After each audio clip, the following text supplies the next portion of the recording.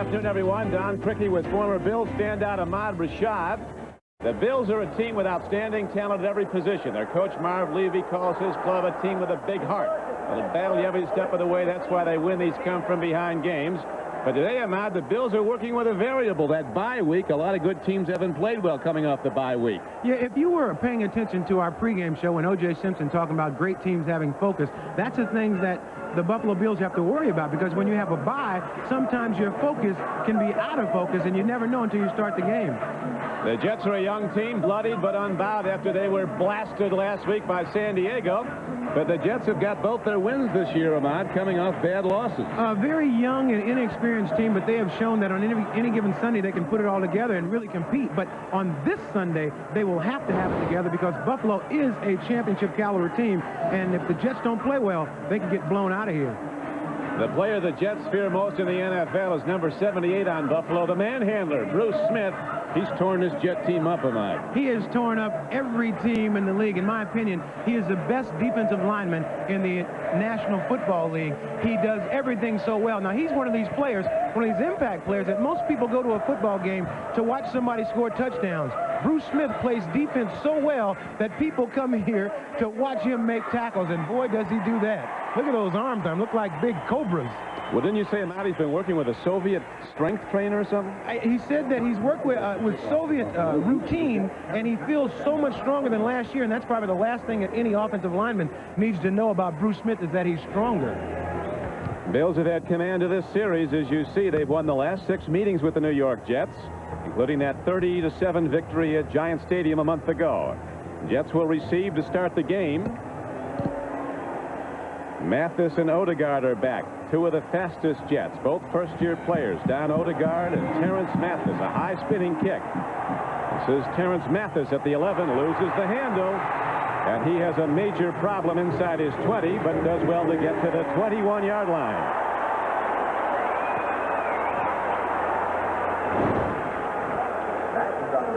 Baldinger down to make the special teams tackle for the Buffalo Bills.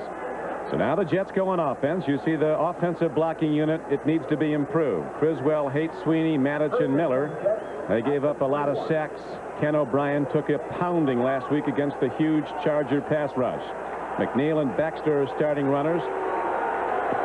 Mathis will come in as an extra receiver to join Toon and Rob Moore. Mark Boyer starts at tight end. First down, Jets. Right up top goes Ken O'Brien. Open man, but he can't get the ball to his tight end, Mark Boyer, Plan B free agent who was with the Colts last. Tomlin was defending as we check the Buffalo defense, the key to this team. The All-Pro, Bruce Smith. He'll be all over the field, starts at right end. Wright and Seals are playing well. Maybe the best linebacking unit in the NFL. Cornelius Bennett having a sensational year. Conlon, Bentley, and Talley. Darryl Talley, the leading tackler. In pass down, the nickel situation looks with Chris Hale coming in along with top draft choice James Williams. Clear and sunny. Perfect weather as the Jets go to the run on 2nd and 10 and get a little bit. Leon Seals, Dr. Sack, he calls himself. Number 96 was the first to make the play at left end. Ray Bentley, number 50, had a chance to stop that play before it got going. And one of the things the Jets were worried about coming into this game was to try to get 2 good positive plays on 1st and 2nd down. They get in a situation like this now, you really got to worry about Bruce Smith and company, because they will be coming hard trying to put pressure on the quarterback. And Ken O'Brien, who was really knocked around last week. In fact, his coach, Bruce Coslett, took him out saying it just wasn't fair to let him get beat up anymore when the game was out of hand. Drops to throw on 3rd down. A hard throw and a connection for a first down to the rookie from Syracuse, Rob Moore, his 21st reception. He leads the Jets. 15 yards in a first down, Ahmad. Just a little slant pattern. You see Ken O'Brien getting rid of that ball early, a rhythm pattern, and Rob Moore, this is the pass that you got to catch to show that you belong in this league, because you know you're going to get hit. You just got to make the catch, and Rob Moore comes up with it. A big, strong, fast receiver that everybody thinks that he is going to be a Pro Bowl player in his career. He's starting off like one. Leads the Jets in receptions, and that 3rd down catch gives the Jets 4 new downs as O'Brien looks again and guns hard. No flag. The tip hit was timed perfectly as Ray Bentley, number 50, put the pop on Mark Boyer. So the Jets will go 2nd and 10. Excuse me, Mott. Ray Bentley there on the coverage, and excellent coverage there. But you see the Jets coming out. I thought they were going to come out and try to establish the run, but they're coming out trying to throw those real quick pass routes that really frustrates a defensive line because you can't put pressure on a quarterback if the ball's gone in 3 steps. Coach Marv Levy of the Bills said at practice Friday, Ahmad, the team that stops the run is going to win this game. Jets coming out pitching. Now they go to the run, and here's the rookie from Penn State, Blair Thomas, who's averaging 4.9 a rush on 2nd and 10. Cornelius Bennett cuts him down after a gain out to the 43-yard line, a gain of almost 5. It's amazing how these running backs from Penn State look so much better when they get out of them practice uniforms. Blair Thomas here just driving right, gets forward for a couple of positive yards, but he is the Jets' James Brooks. Like James Brooks is to the Cincinnati offense, that's the same way they want to use Blair Thomas. Throw him the ball, let him run it a lot, just an all-purpose back. Well, how good he is. Joe Paterno says he's the best back they ever had at Penn State in his years there. From Franco Harris, Kurt Warner. Downfield throw, they're trying to get it deep. Running under the ball was number 88, Al Toon. Kirby Jackson, a former Jet, was defending. There's no flag. There was contact. And so the Jets now come up to 4th down and send punter Joe Prokop out. Excellent coverage there by Kirby Jackson. He'll have his hands full. Al Toon has had some nicks, but he came into this game feeling well and thinking that he was going to be able to really get it going today. Prokop had a tough day against San Diego, and Bruce Coslet said our punting has to improve. He's averaging under 34 yards net. There is Chris Hale, second-year player from USC, the return man. Smallest player on the field with the wind at his back. Prokop booms it into the end zone for a touchback. So the Bills will go on offense for the first time at their 20. That was a 57-yard punt. 20 comes off on the net with the touchback. 37 net. So with the wind blowing and the sun shining, the Bills are ready to go on offense. Last year, more truck owners switched to Chevrolet than to any other truck. Listen to the heartbeat. Nearly 200,000 in just 1 year. So if you're still not driving a Chevy, what are you waiting for? More people are winning with The heartbeat of America. Today's truck is Chevrolet. Before this, you never heard of cold filtered. Before this, you never heard of genuine draft taste in a bottle. Now hear this. Get out of the old, get into the cold. Cold filter taste what it's all about. Never heat pasteurized, so the rich, smooth taste don't cool down. For those who discover this real draft taste, the world can be a very cool place. Get out of the old, get into the cold. Miller Genuine Draft. Sometimes, without any warning at all, cars and trucks quitting before their time, before their owners get the most out of their investments. Maybe they don't know about AC Delco, a full line of auto parts designed with proper maintenance to help your car or truck last. Maybe they should. AC Delco. It's like buying time. Bills with a very sound offensive line. Will Wolford, maybe their best lineman. He's been out with a hamstring pull, held out through training camp, but he's back and ready now. Kent Hull's a Pro Bowl player at center. Jim Kelly, the QB, completing 63% of his passes. Thurman Thomas, their standout runner. Jamie Mueller, the blocker. Lofton and Reed, standout wide receivers. In passing situations, they bring in speed and Don Beebe and Don Smith. Bills on first down, and Thurman Thomas goes to the run and gets out to about the 23-yard line. So we check the New York Jets on defense, a bit undersized. There's good speed there, though. Ron Stallworth, Scott Mercereau, Dennis Byrd, and Jeff Lageman across the front four. Joe Mott, leading tackler Kyle Clifton, and Joe Kelly, the backers. Mott and Kelly will come out in passing situations. Extra pass rushers come in. Marvin Washington and Gerald Nichols. Michael Mays and Travis Curtis come in the defensive secondary. There's the starting back four. Stargell, he's been victimized. In one corner, Hasty at the other. Here's a flat pass not near anybody on second down and 6. Kelly, you know what the wind is like in the stadium, Ahmad, and it's really gusting today. It really is. What you want to do is try to throw short balls, especially going this way on this football field. But that time, Kelly expecting Reed to break out. They had James Lofton out wide and Reed in the slot. And what you want to do is run Lofton deep to clear it out, bring Andre Reed out in the flat, and Andre just turned around, and Kelly expected him to break it out to the flat. Tony Stargell, the Jets' left corner, he was victimized last week by Anthony Miller of the Chargers. And the Bills are going to go after him today, as you see Stargell at the top of your screen, up tight on the receiver, looking to bump.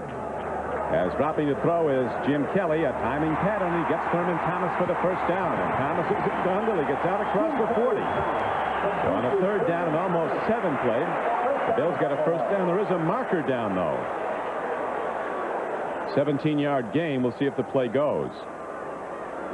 We talked about James Brooks being the all-everything back at Cincinnati, and Blair Thomas trying to do the same thing at the Jets. But when you talk about an all-everything back at Buffalo, you got to talk about Thurman Thomas. Illegal motion, number 88, offense, still third down. Tight end was in motion, Metzler, so that cost the Bills 17 yards and a first down. You're mentioning Thurman Thomas, Ahmad, averaging 5.7 yards a rush, 424 yards. He's also the Bills' top receiver as Metzler comes off the field.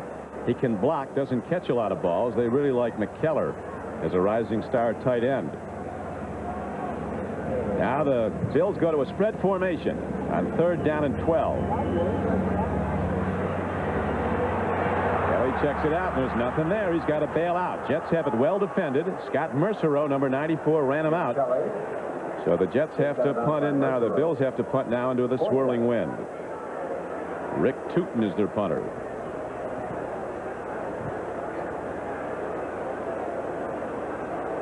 And this is a pattern where you're going to see Jim Kelly take this ball and try to roll out and have all the receivers come over this way. He's trying to look back and try to find somebody coming across the middle.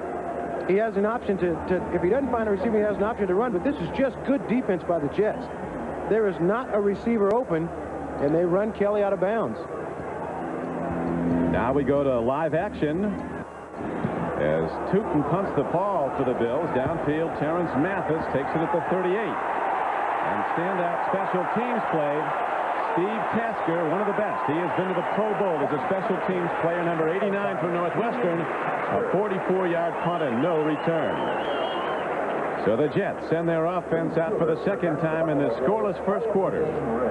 After each regular season victory, the team's coaching staff selects the team play that had the most. And winds northwest 30 knots, rain expected to continue till 10. 5 inches predicted in the 7-county area.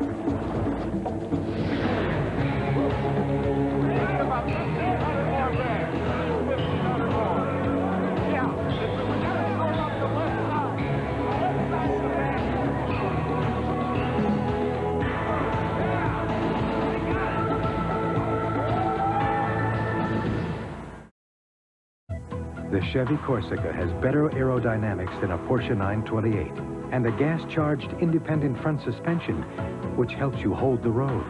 Corsica also has a new user-friendly interior, which helps you hold the most important things. It's a very comforting way more people are winning with. The heartbeat of America, that's today's Chevrolet. And now it's easy to win with an efficient new Chevy Corsica. Ready for some good news? If your car is in an accident and you have Allstate insurance, you can leave it in our hands. Allstate's recommended pro shops can do everything, including the estimate, in one stop. And to make you feel even better, Allstate will guarantee their workmanship for as long as you own your car.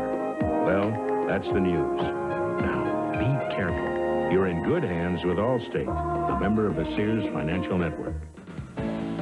NBC Sports coverage of the National Football League is brought to you by Miller Genuine Draft, cold filtered for real draft taste. So get out of the old, get into the cold. By today's Chevrolet, who invites you to see why more people are winning with the heartbeat of America. By Xerox, the document company. And by AC Delco Automotive Parts. AC Delco, it's like buying time.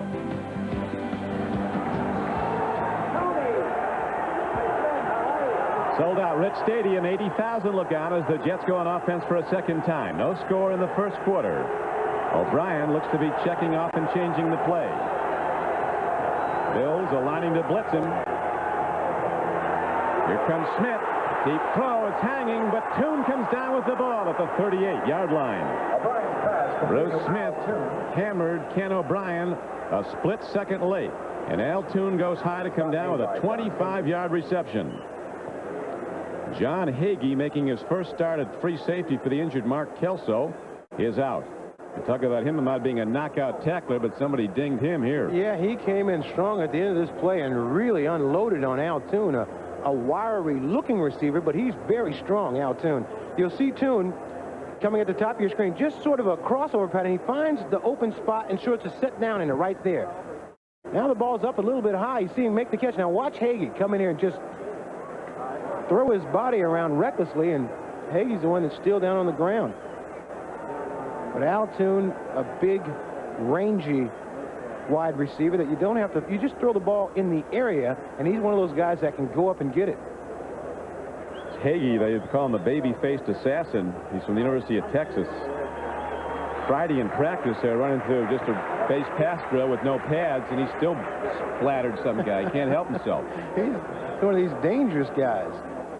10-minute ticker time. Denver at Indianapolis, and the Broncos, who've been in the throes of a losing streak, go up in front as Elway hits Ricky Nattiel on a 52-yard scoring play.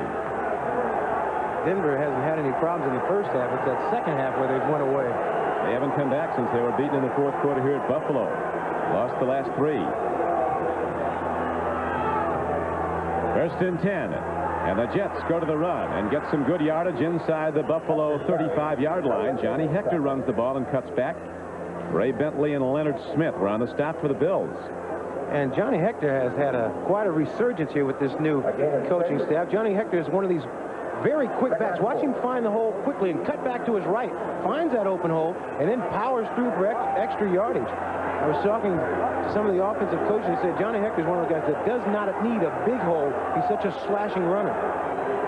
Bill spent a lot of time with the number 34 on the scout team. They were ready for Hector, but not in that play. And here's Blair Thomas trying to bounce to the outside. Cut down at the 31-yard line. He lost. Well, he gained about a yard where they're going to spot the ball. Last week against San Diego, the Jets had only 6 completions and 4 were dump-offs to the tight end. But today, in the win, Ken O'Brien's throwing the ball well. One of the things they've got to do is they've got to establish this run, because anytime they get in a situation where they've got to pass, it plays right into the hands of the Buffalo Bills defense. And like you said earlier, Marv Levy said that the team that can run the best is the team that's going to win. And that's what the Jets have to do. They got to go out and run the ball. Levy also said we're not looking at the Jet team that played San Diego and got beaten last week. We're expecting the Jet team that should have beaten Miami and Florida the week before.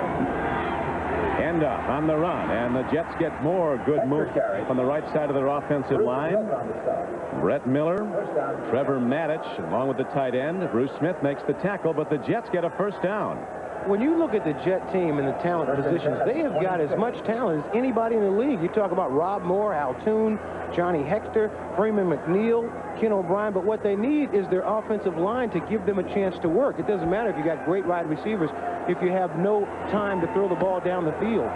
Bruce Coughlin said, really, on our team, everybody's a rookie because we have all new systems on offense and defense. He really likes the attitude of his team. It's very apparent this team isn't down, even though they've taken some lumps this season. They go to the run on first down and get the ball inside the 25-yard line. Johnny Hector gets the call. He's cut down after a gain of almost 5 yards.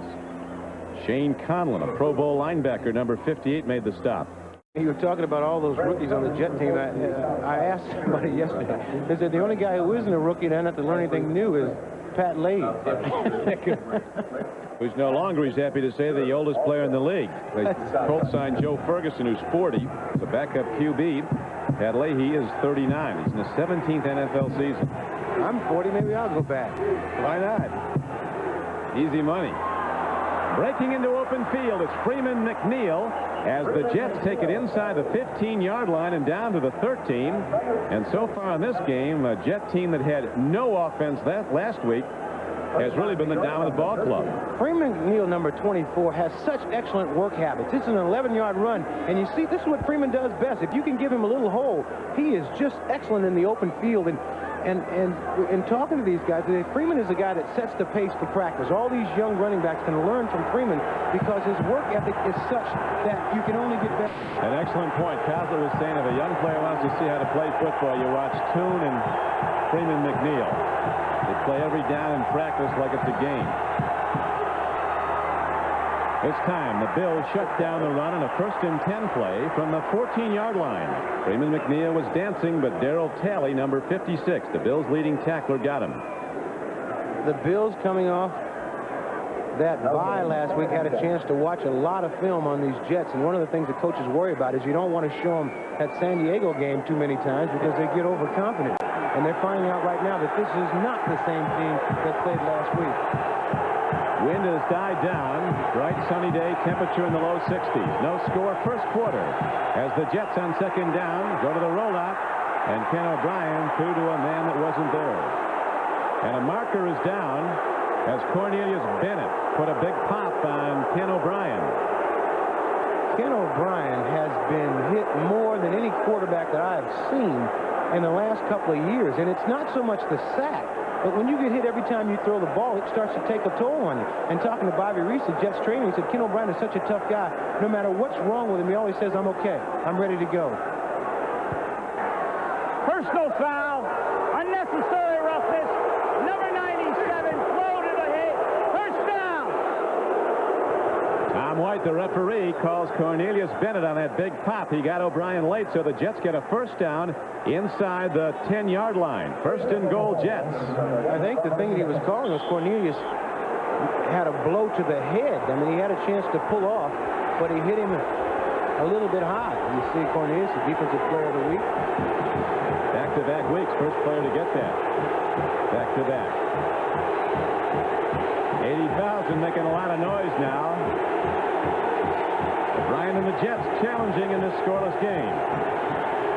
To the run, down to the 5-yard line. Freeman McNeil. Inside backers, Conlon and Bentley stopped him. He's 2nd down and goal from the 5. Jets took a 7-0 lead on the Bills the last game, and Buffalo came back at Giant Stadium a month ago. We were talking about Bruce Smith. Boy, he was off that ball as if he knew the snap count. He almost took the handoff. Absolutely extraordinary player. Phenomenal. How's it tell we've got to block him with 3 people? We can't do it with 2. Of course, when you do that, you leave Bennett open. Up the middle, Freeman McNeil, and he's heading in. Touchdown, Jets.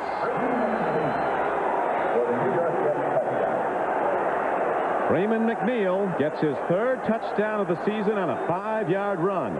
And the Jets go on the board first, 6-0.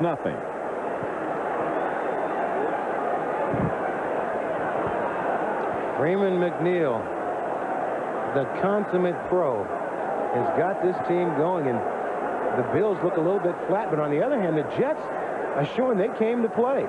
We talked about them being a young, inexperienced team, but in the past, you've seen them rise to the occasion against a couple of teams in the NFL, and all of a sudden today, they're doing just that. These guys are professionals just like the other team. They get checked, so you really can't look past them because they can put it together.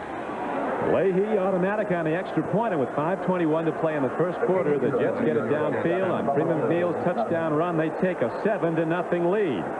Freeman McNeil, number 24, in his 10th year, the Jets' all-time leading rusher.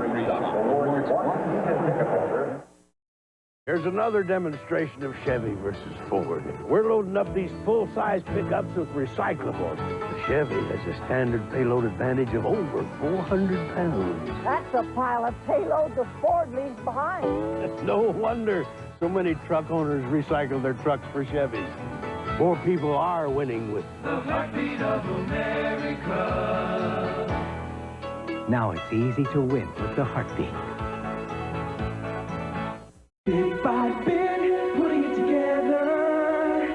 Piece by piece, it's the way to make an ideal work. Every moment's contribution, every detail plays a part. Just a vision's no solution. It all depends on execution. Putting it together, that's what counts.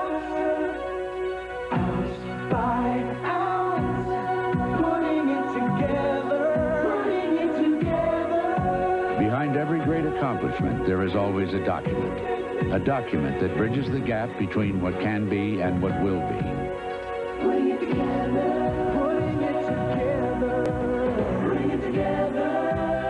Xerox technology helps people transform ideas into documents that change the world. Faxing, scanning, copying, publishing. Xerox, the document company.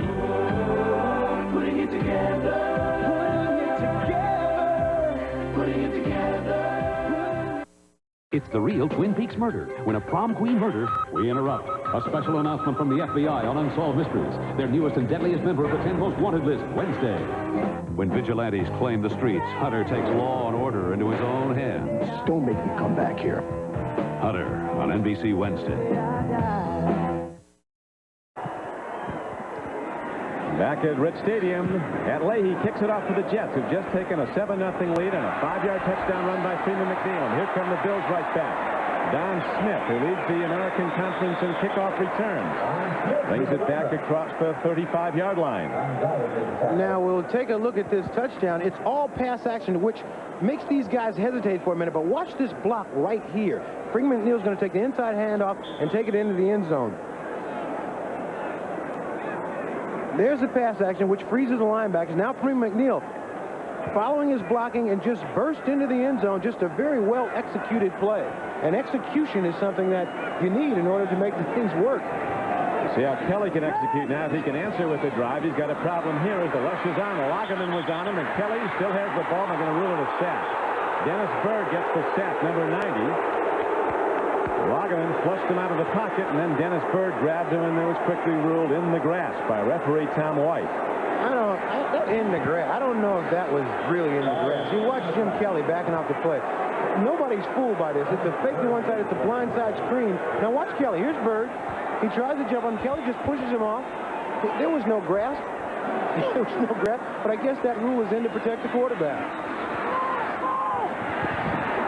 Now a pickoff by Eric McMillan, his first of the season. And Eric McMillan, a Pro Bowl player, gives the Jets great field position. He's taken down on a clothesline, and the Bills, coming off the bye week, look very bad, and the Jets ready to play after being blasted by San Diego. That's right. It's a character check. I mean, you get blown out one week, the next week you got to come out to play. A lot of people have been giving Eric McMillan a lot of heat about not intercepting balls, but up until today, he's been forcing a lot of run action up on the line of scrimmage. But anything that's in his area, he has excellent hands and great running ability after the catch. Fine play by Eric McMillan. And one of the things that we talked about at the top of the show was that Buffalo had to worry about being flat. The Jets are not. And a critical development here, Ahmad. Thurman Thomas, a great Bills runner, limping off the field. That could be a big blow to this Buffalo team. It's a guy that's responsible for a major portion of their offense who's now limping. So the Jets with a 7-0 lead in good field position again on the interception by Eric McMillan. Blair Thomas finds a way through the Bills defense and gets down to the 23-yard line. As we check the 10-minute ticker, Colts getting a field goal and now trailing Denver 7-3. Nothing up in Washington. New Orleans up 3-0 on the Oilers at Houston. Dallas and Tampa Bay no score in the first quarter. And here at Rich Stadium in Orchard Park, New York, it's 7-0 Jets over the Bills. And the Jets challenging again. Eric McMillan had 14 interceptions, more than anyone in the NFL over the past 2 seasons. The one he just got to set up this drive was his first of 1990. Brad Baxter, tough inside runner, gets popped by Darryl Talley as Doc Weiss checks out Thurman Thomas. And he could be a big loss. Yeah, a big loss if he can't go, because they ride this man, Thurman Thomas, this Buffalo offense. And the offense has not really played that well in the last few games. They really need to turn it on. Number 79, Mike Haight of the Jets, is down, and he has been playing exceptional up to this point. He was starting to walk off when Bobby Reese, the trainer, came out and made him sit down. So it's always a good sign if a guy can get up and walk for a few steps. And they need Mike Haight. Thurman Thomas, who led the NFL in yards from scrimmage, having his knee checked on the other sideline.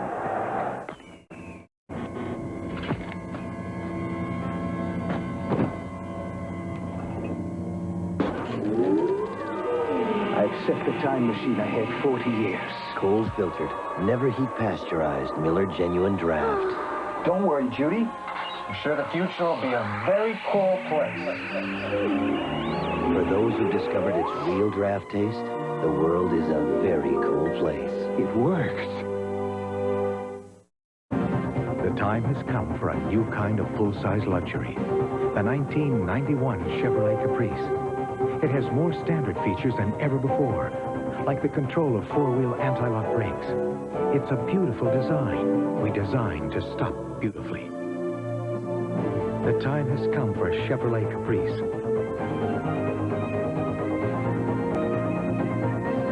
Now, it's easy to win with a heartbeat.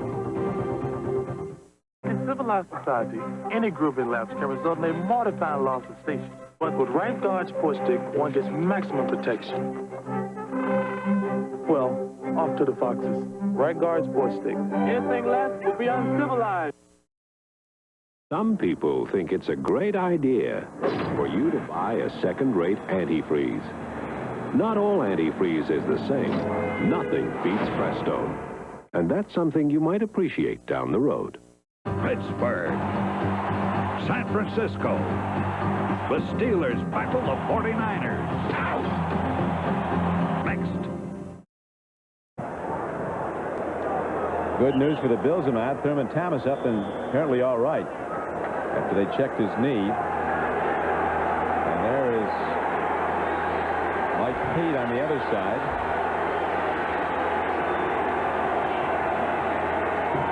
He's all right.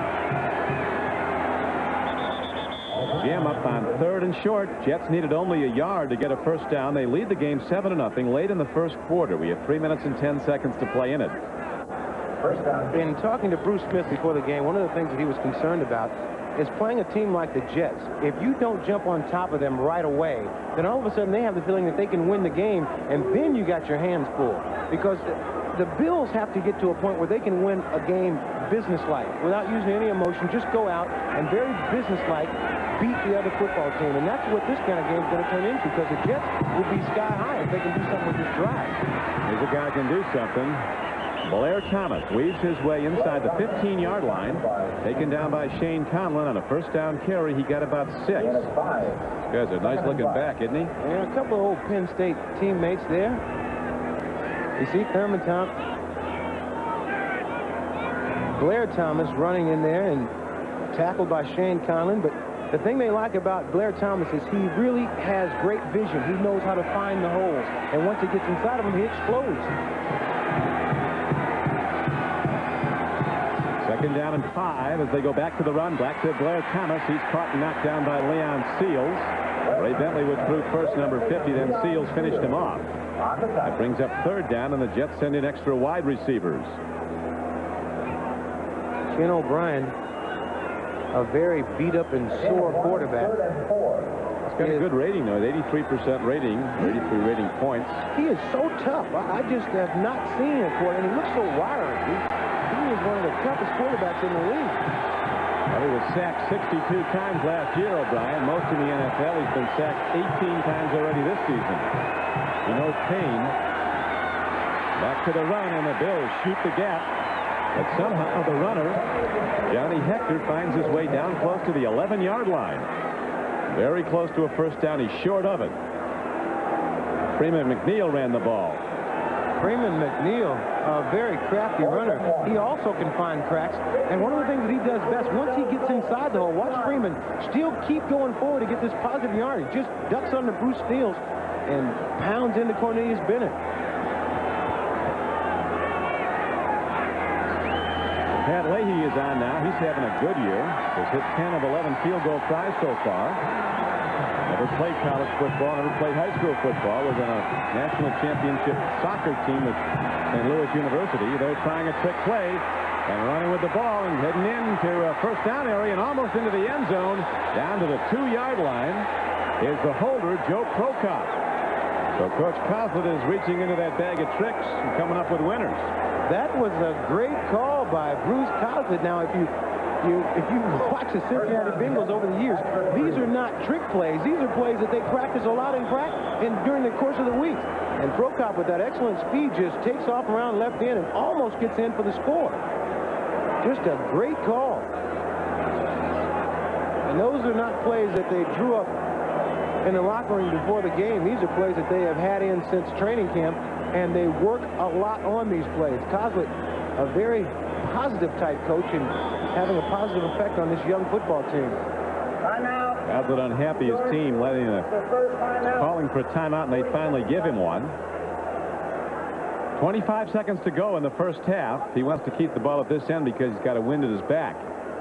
They hit the field goal, although it's a short in close one. Now he comes over to give some counsel to Ken O'Brien. O'Brien was the NFL's leading passer back in '85. Now in his 8th year out of Cal Davis. All three Jet quarterbacks are from Sacramento, California. Brian, Eason, and Taylor. And O'Brien also was the most accurate passer at a quarterback challenge event that we had over in Hawaii this past summer. He topped all the other top-rated quarterbacks in the league by being the most accurate. And this is a doubleheader day on NBC Sports, and the Steelers, a rising power in the AFC, go out to Candlestick to play the best, the San Francisco 49ers. Some of you will see the Raiders go against the Chargers at San Diego.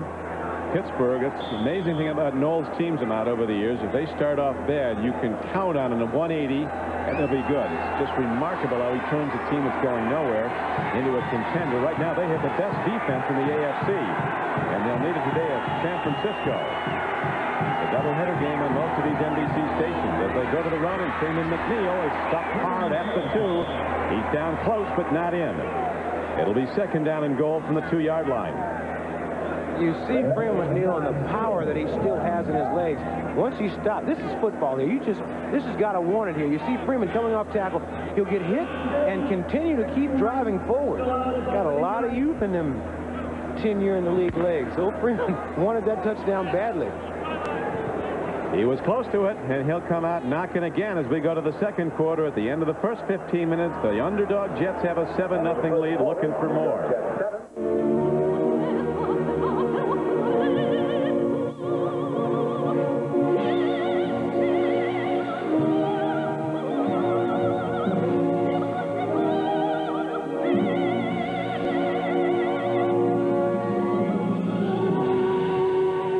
Just a reminder, proper maintenance with AC Delco parts can significantly reduce premature wrinkles. AC Delco, it's like buying time. Your little brother's joining us, huh? He's not so little anymore. All right, now let's move it. He's what, 19? Weight setting, 540, F-14. Jeff's landing planes? 4-gear lens set. No. $40 million jets. Today's Navy. High-tech training that takes you only one way. Full speed ahead. Primary's off. Good job, Dad. You and the Navy. Jeff? See? He's not so little anymore. Full speed ahead. On Wall Street, fortunes are won and lost and won again before 10:30. Amid the halls of ivy, the best ideas often come and go before 10:30. And on the back lots of Hollywood, love often blooms and fades before 10:30.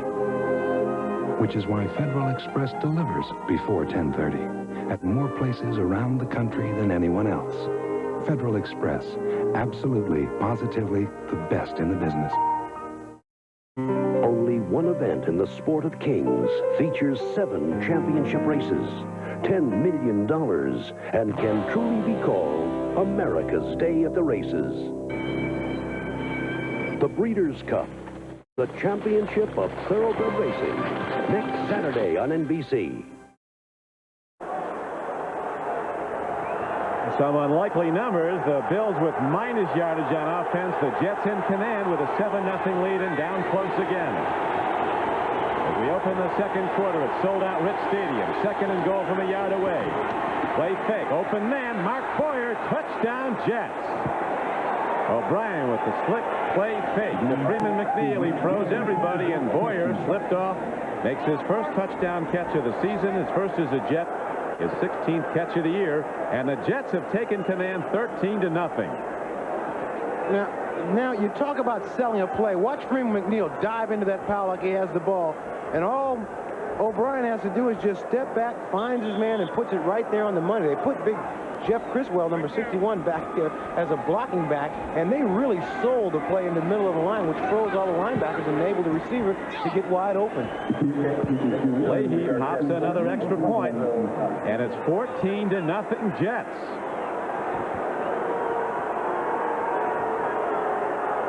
Let's watch Ken O'Brien now, Ahmad, with that good ball handling that you just get the line to fire out. O'Brien with a very good fake, and now he has all the time in the world to find his receiver. When you have all that time like that, the receiver has a chance to run all the way across the back end of the end zone. He can run anywhere he wants to because there's nobody back defending on the pass. He finds Boyer and puts it right on him. Those kind of balls are very hard to catch when you're wide open like that. Sometimes you look at them too long and they can get through your hands, but they didn't get through his hands. As we check the 10-minute ticker, Denver going up on the Colts 14-3 at Indianapolis. Still nothing on the board at RFK in Washington, where the Eagles and the Redskins are playing. New Orleans continues to lead the Oilers by a field goal at Houston. Tampa Bay's gone up on the Cowboys at Tampa. Don, if we can take a look at those first quarter stats again, because we came out talking about Buffalo worried about being flat. I mean, no first downs, 4 yards rushing. I mean, they're minus yardage here. It's just those are the things that really worry a coach like Marv Levy when you have that week off. It's very hard to stay focused, but the good teams do it. Well, they want to be up. It's not a question of want to. It's just a question of being able to summon whatever it is. But the thing about Buffalo, when you got the Bills down 14-0 the last few weeks, they've had you right where they want you. Sensational comebacks keyed by special teams and defense. Now Chris Hale, or L. Edwards, working hard. He fights his way through, and he gets out to the 37-yard line on the kick return. Now, while we have a moment, let's switch to NFL Live in New York and Bob Costas. Bob? Don, in the second period, Denver leads Indianapolis 14-3, but here's the good news for the Colts. Eric Dickerson's first carry of the year. Nice hole opened by his friends on the offensive line. He gains 11. He passes the juice on the all-time list. Just ahead, John Riggins. 3 carries, 34 yards for Dickerson. Back to Don and Ahmad. So apparently Eric still got his good stuff at Ahmad. He certainly does. First and 10 now for the Bills, whose offense has been inept so far. To the run.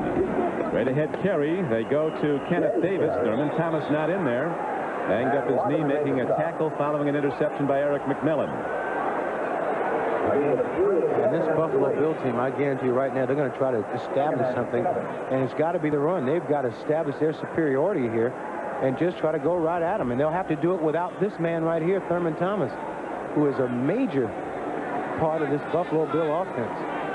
I don't think Buffalo wants to count on those fourth-quarter heroics too many times in a row. Well, the last 2 games, they were out of the games in the fourth quarter and came back to win. Now Davis running hard again. He was a Green Bay Packer. Came to Buffalo as a Plan B free agent. Scored 2 touchdowns this year. Kyle Clifton, the leading tackler for the Jets, made the stop. He had 18 tackles last week. That's about 8 too many. I mean, where were the other guys? You don't want to have your middle linebacker making every single tackle. But when things start to go wrong, what you see teams do is go back to basics.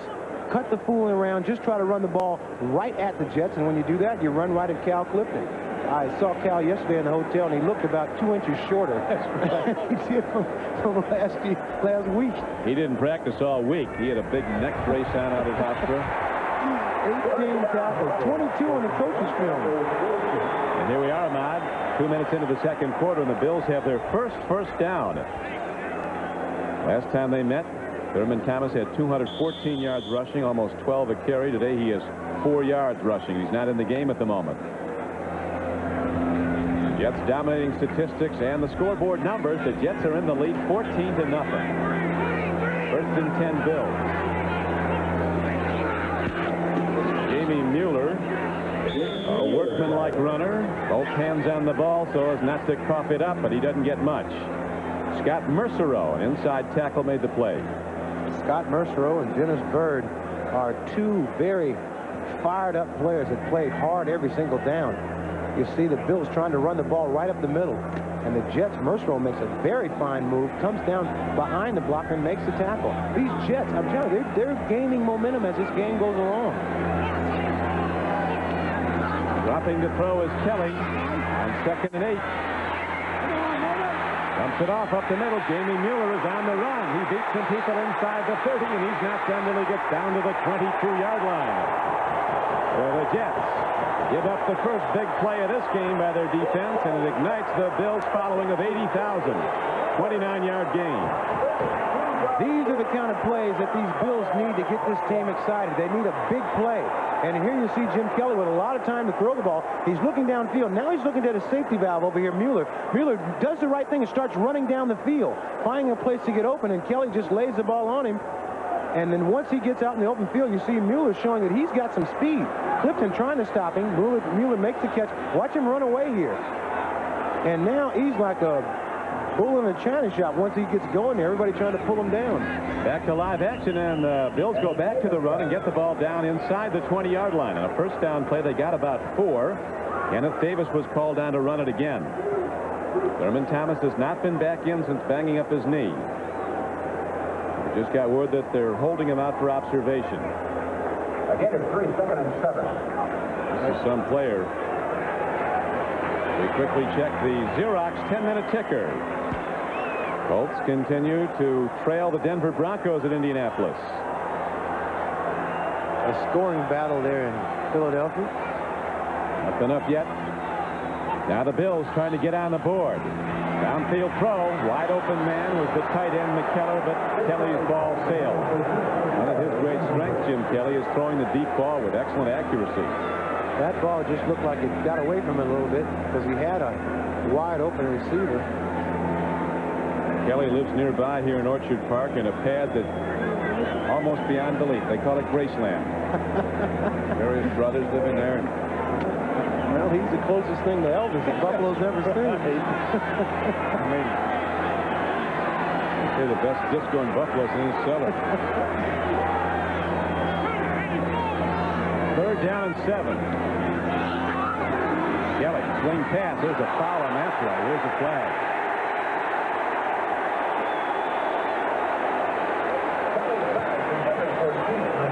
Kelly going to Keith McKellar, who was held by Brian Washington, who did the right thing because he had a step out and it might have been heading right in. Pass interference. Number 48 defense. It's a first down for Buffalo. This is a very smart play because he was wide open. Washington just pulls him down. Well, you want to do that there. If you let him catch the ball, he may run it in for a touchdown. So that's a very smart play. At least that's what Washington will try to tell the coach when the game is over. Smart move.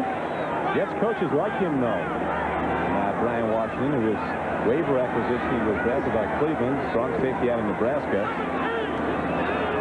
Big upside. He's only in his 2nd year. Kenneth Davis gets to the outside, but Eric McMillan comes up to make a Pro Bowl play. One of the Jets' best draft choices ever. He was picked in the 3rd round in '88 out of Missouri, and in 2 previous seasons, he'd been to the Pro Bowl both times. It's just so neat for me to watch this guy play because when I first came into the league, he was a little kid running around the locker room with his dad, Ernie McMillan, and now he is one of the stars of the National Football League. And the biggest change for him in this year's defense as opposed to last year is he's playing run more often. He's up pressing, trying to make those tackles like he just made. 2nd down, about 13 now for the Bills. Kelly with a hard ball. He's got a man, and it's a touchdown Buffalo. Andre Reed, a Pro Bowl player's in.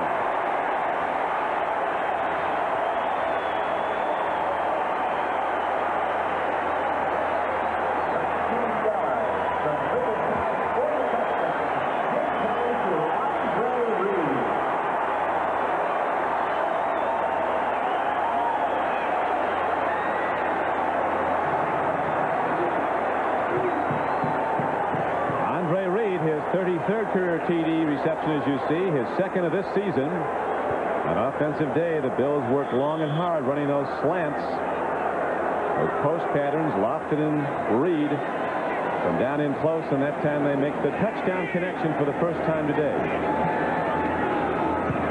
Scott Norwood puts the extra point up and good.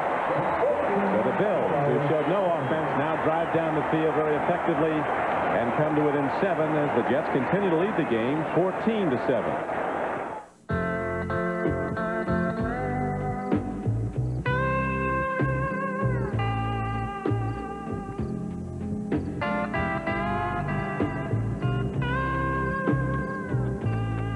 It may have been 30 years ago, or just yesterday, a roadster caught your eye, and you've never been quite the same.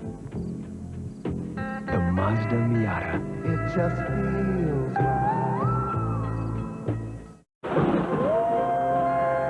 I was enjoying my Halloween when she walked in. Nice can. You have to help me find my party. What's your rate? 72 beats a minute. I just know that it's in a castle, and there's lots of Coors Light. A castle like this?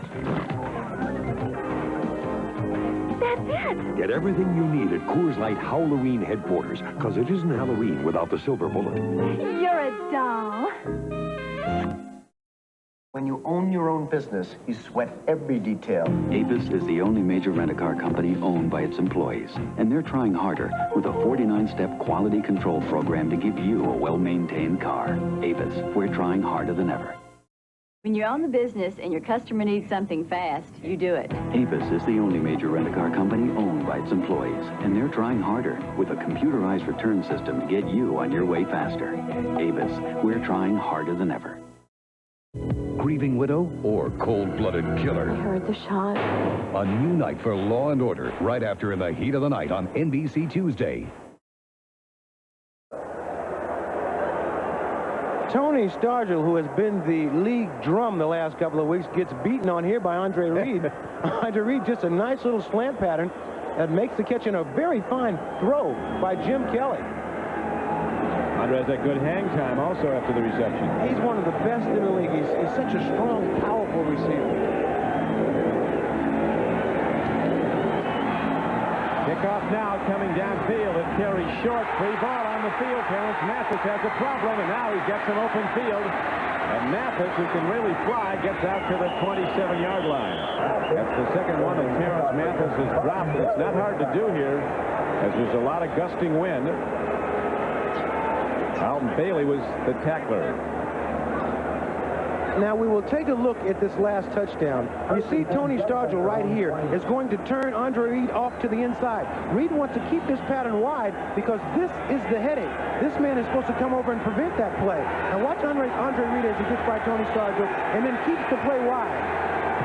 The ball thrown perfectly right inside Brian Washington. Result, touchdown. Now the Bills defense, heed after that touchdown mark by the offense. Looks at O'Brien throwing downfield, and a nice throw, a perfect on-time target. But the pass was separated from Rob Moore. This is one fine-looking receiver. He really is. This is a play that when you're so big as he is, you can see him going in motion at the top of your screen, and then he just takes off down the field, little out ball, now up the field. Very nice pattern. You got to come up with that catch. You got to catch that one, Rob. And I'm sure he's going to catch a lot more like that. He's only been in the league 10 minutes. He has 21 catches this year to lead the Jets. 14-7. The underdog Jets are in the lead. O'Brien on 2nd and 10. Dumps it off to Boyer. Mark Boyer with his second catch. His first was for a touchdown today. Shane Conlon and Cornelius Bennett knock him down. And the Jets get it out to their 37-yard line, about 2 yards short of where they need to be. And Boyer in an argument with the wrong person there on the field. When you get in an argument, you don't want to pick Bruce Smith. You go get the kicker and then shake him around a little bit, but you don't. You see those big arms? They look like cobra snakes on his shoulders. He's not the guy that you want to get into an argument with. That they say now, you don't want to ever get in a fight with anybody with a number higher than 19. Quarterbacks and kickers. If you watch Bruce Smith, oh, there's the problem right there. Now that is Boyer just chops him. It's a chop block. And those are the kind of things that work. All these players are in the same fraternity. You don't want to block a guy on his knees. I mean, you're all trying to work and try to make a living, and a shot like that. At this point, Smith is out there protesting to the umpire. A shot like that just is not fair. You got to play him head up. Bruce Smith will start to tear a team up if you do that to him. Hand off. Johnny Hector runs hard and gets to the 43-yard line. Bruce Smith came across to make the play. Coslett said, we're going to chop him, cut him, do everything we can. This guy totally takes apart our offense every time we played him. One of the things that pass rushers don't do is make tackles. You watch Bruce Smith. Just taking on Criswell, throws him away and makes the tackle. You see a lot of these defensive ends and pass rushing types that all they do is rush up the field. Bruce Smith is a total football player. Yeah, he's telling somebody, my friend, I've got your number. You want him in the crosshairs. Here is a downfield throw, and Rob Moore makes the reception as the Jet offense, which was so hopelessly inept, so absolutely worthless a week ago against San Diego, is hitting plays all over the field against the Bills. Rob Moore, such a big, strong target. I mean, he's as big as a tight end. 6'2", 205. Face mask, number 46 defense, 5 yards. It's a first down. Leonard Smith called for a foul, an expensive one. First down, Jets. When you can run, you can always get these patterns. Rob Smith, they have to respect his speed. He runs a little stop pattern, makes the catch, and now as he's getting tackled, there's a face mask call there, and they tack on some extra yardage. Rob Moore, one of the most impressive wide receivers that I've seen in the last 8 or 9 years. He was the #1 pick of the Jets in a supplemental draft. They gave up their #1 position in next June's NFL draft. They were happy to have the chance to get him. First down and 10 for the Jets, who lead the Bills 14-7 with 8:45 to play in the first half. Hector spins off. Darrell Talley, in his 8th year from West Virginia, makes the tackle. We talked about the Jets being able to handle Bruce Smith. They cannot do it with one person. You see Bruce, there's a little chop block. Bruce gets up again and still following the play. He doesn't ever stop. But one thing, I guess, when you try to make a guy work, you start chopping at his knees, it really will get his attention. Marv Levy was saying about one stat that jumps out at you in winning teams is that 83% of the winners this year in the NFL have run the ball more than their opposition, and the Jets have been running the ball well today. They do it again on 2nd down and 8. A gain ahead for at least 5 down close to the 32-yard line. Freeman McNeil, tackled by Shane Conlon and Darrell Talley. Going to bring up 3rd and 2 or 3 for the Jets. Apparently the Broncos back on track with a 17-3 lead over the Colts at Indianapolis. Continue that shutout in Philadelphia. As we check the Xerox 10-minute ticker, New Orleans up on Houston. Jets led 14-0. Personal foul calls by Cornelius Bennett earlier, and now Leonard Smith has kept drives alive for the Jets. Bryan doesn't like what he sees and does the wise thing. Calls a timeout. That stops the clock with 7:20 to play in the first half. So O'Brien having a good day, and Coach Coslett, who ran that great Cincinnati offense, has to be pleased. Listen to my nephew. He's going to be a lawyer like me. He's even going to look like me. Oh, really? So does that mean on his first big trial day, the jury's going to notice his winning smile? Yeah. And his great suit. Yeah. Oh, his little flakes. No, dandruff? Me? Oh, it can happen to perfect people. Here, just use my shampoo. Head and shoulders. But you don't have dandruff. I rest my case. Head and Shoulders, because you never get a second chance to make a first impression.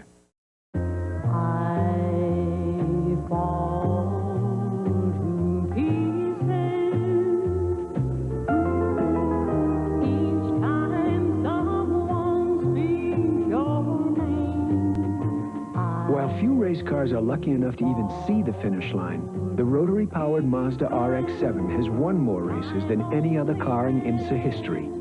The Mazda RX-7. When it comes to buying a color TV, many people think state-of-the-art begins overseas. When the truth is, state-of-the-art starts here. You just have to know what to ask for. Ask for the only TVs with a great picture and 4 ways to enjoy stereo sound, like Bose and Dolby Surround. Ask for picture-in-picture with triple flashback. Ask for the hottest ideas in home theater. Ask to see a Zenith. For true innovation in television, quality never looked more like a Zenith. NBC Sports coverage of the National Football League is brought to you by Mazda Cars and Trucks. Mazda, it just feels right. By Coors Light, the one that won't slow you down. The Silver Bullet is the right beer now. And by Zenith, the quality goes in before the name goes on. With Ahmad Rashad, this is Don Criqui back at sold-out Rich Stadium. 80,000 looking on. The Jets, a big underdog, have been the dominant team. They lead the Bills 14-7, and they're driving again on a perfect October day. Temperature in the 60s, clear and sunny. And O'Brien in his running game doing well as Bruce Smith shows his all-pro stuff. Bruce Smith showing his overall ability to come from the opposite side to run the play down. You see the Jets trying to run to their right, and here comes Bruce Smith all the way from the other side to drag Hector down. And I think Bruce Smith is very upset at the cut blocking. They're trying to, you got to try to block Bruce any way you can, but guys, it's not an illegal block. It's just a block that really makes you upset when a guy's cutting you on the knees. Timing pattern, and Altoon is open as O'Brien with a great look sees an overmatch. And Altoon gets the reception for yet another first down on a 17-yard play. A great read by O'Brien. Great heads-up play. Altoon had no one covering when they snapped the ball, and Bryan just fight. There's no one out here.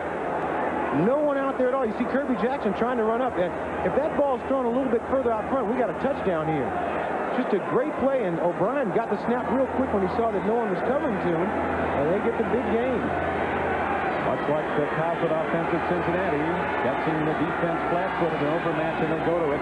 Here's a handoff now. Freeman McNeil running low to the ground, angles into the Bills defense and gets down inside the 15-yard line. Tackled by Leon Seals and Carlton Bailey as the Jets are trailing again. Personal fouls have been a big story in this game. Cornelius Bennett negated a big sack of O'Brien by hitting him in the head, and the Jets had a first down and subsequently scored. In this drive, a personal foul call against Leonard Smith kept the Jets moving. Now they're down close again. Big thing they've done, Ahmad, the Jets taking this crowd out of the game. They certainly have. Eugene Buckler, you can hardly hear yourself. Markers down all over as Bruce Smith got to O'Brien before the snap did. I've been watching Bruce Smith, and after every play, he's having a conference. Ball start, 61, offense, still second down. And anytime you play in front of Bruce Smith, you're going to have these sort of, because you want to be the first one off the ball, but I guess you don't want to go that quick. But Bruce Smith, because of his greatness, causes plays like this, causes an offense to misfire. Griswold's done his best, but as Stafford says, you can't block all pros with free agents. Here's O'Brien with a good play fake, looking into the end zone, a throw, and a catch, and a touchdown for the Jets. Altoon is in for the Jets' third score of the first half. 19 yards. Great catch by Altoon in traffic, and Marv Levy, a very worried Marv Levy at this point, because he knows that you can't keep coming back like they've done the last couple of weeks. But Altoon, when you catch a ball like that, it goes through so many arms before it gets to you. You really have to concentrate to still be able to make the catch. You see O'Brien roll out. Now Toon is coming across. They watch this ball go through. It just went by 3 or 4 people, and Toon still made the catch. And a nice little spike there afterwards. Altoon's 19th catch of the year, his third touchdown reception, and the Jets extend their lead to 21-7. An unlikely happening here in Orchard Park as Chip Myers, the receiver coach, hugs him. He stirs in the land of dawning. He stirs now in the age of wandering. Now on the trail of beauty, he stirs.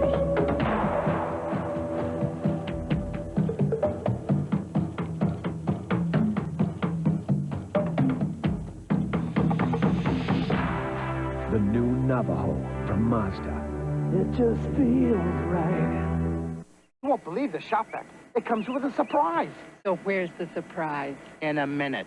First, this baby picks up stuff like nails and glass, and like a regular shop vac, it also picks up water. So where's the surprise? Just watch. You twist the top, lift it off, and you've got a surprisingly powerful blower. And don't forget to get Steam Team, the attachment that turns any shop vac into a powerful carpet cleaner. If you own a house or carpet, you gotta own a shop vac. Mr. Three-Point Shooter used to miss 3 points on his face till I got him to shave with a Slim Twin disposable. It has a narrow head. Just like our little brother Mike. So you can shave, hard to reach places. It's got a special bar to keep the blades clean. The Slim Twin disposable from Schick. The most impressive thing about the new Macintosh computers isn't how little they cost. It's how much they're worth.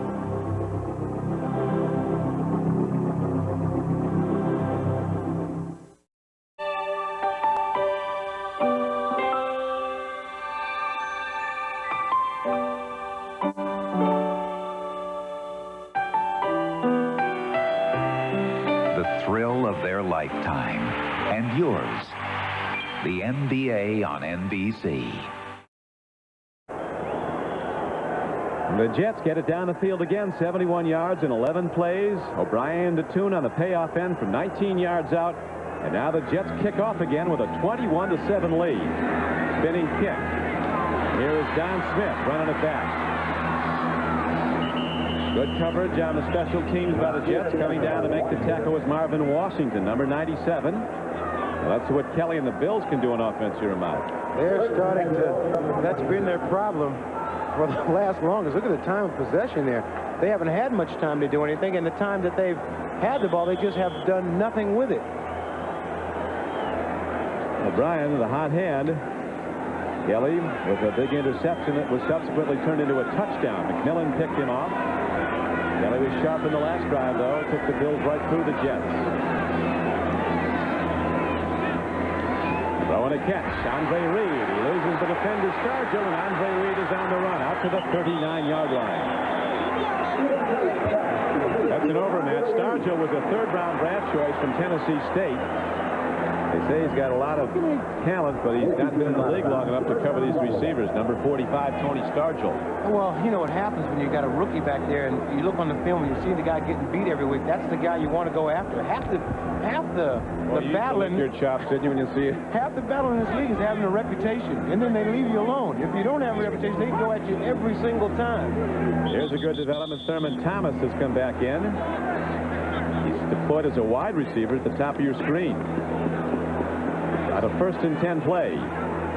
Time becoming a factor now for the Bills. 4:35 to play in the first half. When you're new in the league, they no penalty. We have picked up the flag. All right, no penalty. We'll accept that. It's all about reputation, Don. You make your Pro Bowl one time, they never throw at you again. You get a touchdown pass on you, they throw at you every single week. They're going to go deep to Lofton pretty soon. Here they go to the run, and here's Thurman Thomas bouncing to the outside. Turns up and gets only 2 or 3 yards. Ron Stallworth tackled him, number 96. Let's take a look at that Al Toon touchdown. Now, the guy that they really want to isolate is John Hagee right there. They want Toon to run this ball, but don't bring it in here. Keep the ball out here to make the catch, and watch Toon. As you see him get inside Kirby Jackson, keep the ball wide. Stay away from John Hagee, because if he comes in there, it's an interception. See that nice little move? Makes a nice catch, a nice run, and a finer spike. Thurman Thomas came back out. Now, apparently that knee's bothering again him out after he's in for one play. Kelly stands in, downfield throwing again. Kelly is errant, trying to hit the deep ball. He's going to a tight end, Keith McKellar. A little bit of pressure put on. Plus, there's a hold against the Bills on the same play. The worst penalty I've ever seen happen to an offense, one when you hate coming back into the huddle. Holding, number 51 offense, 10 yards, still 2nd down. Jim Richard, the left guard, the very good one, called for the hold. So it's such a bad penalty. You go downfield and you make a great catch or you make a great run, holding will knock the wind out of your sails every single time. It just puts you in a hole that you can't get out of. Halftime, we better send somebody down to the Jet locker room and check under behind those face masks. These might be different guys than were out there. They're playing hard, and that's the thing that Coach Cousins said, that they are playing extremely hard. We have our shortcomings, but one of them is an effort. But win or lose, they give it all they got. Another marker down at the snap of the ball. And a 2nd down and 18 play from the 31. Delay a game. Bills Steelers didn't get to the playoff in time. Marv Levy, a stickler for the fine points, won't be pleased with that. Levy, as we pointed out at the outset, was very concerned that his team coming off the bye week wouldn't have their gusto. And you can tell that they have cobwebs. Delay a game, offense, 5 yards, still second down. It's amazing what a bye week will do to a team, as we watch Thurman Thomas limping into the dressing room, but it just throws your whole momentum off. Everything is out of whack. You want to play every week at 1 o'clock. You take a week off, it throws everything out. Ironically, Thurman Thomas was hurt playing defense. After the interception, he made the tackle of McMillan. Kelly moving on up. He'll take it himself. And fights his way out to the 35-yard line. Kelly, an all-state linebacker in Pennsylvania. He'll hit you. They have a hard time getting him to slide. Jim Kelly plays that position of quarterback like a linebacker. He's also tough. We talked about Ken O'Brien being a tough hombre, but Buffalo's version of Elvis, he's pretty tough too. High school, he averaged 20 rebounds a game. He wasn't that good of a jumper, but nobody wanted to come around me. Jim Kelly's one of those guys that you'd like to have on your team because he is a fired up, like I mentioned earlier, he plays quarterback like a linebacker, a great team player. He doesn't get down. He'll keep knocking away till he makes something happen. Here's a handoff and a reverse. And Kelly leads the blocking as Andre Reed is on the in open field, inside the 40, and out of bounds at the 39.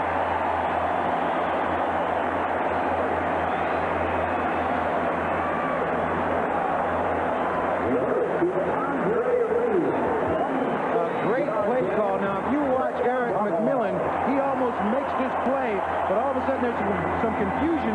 Next thing you know, Andre Reed is down the sideline. Not as wide as my line, but it's a nice 26-yard run. Watch McMillan come in and almost make the play. And there goes Andre Reed. Andre Reed, one of these wide receivers that is an excellent runner after he catches the ball, shows that he can run with it on a handoff also. Reed went out of bounds, but the clock has continued to run. First down and 10 now for the Bills. Kelly, long ball, it floats. Lofton's the intended target. He gets it. James Lofton coming back at an underthrown ball. First down catch.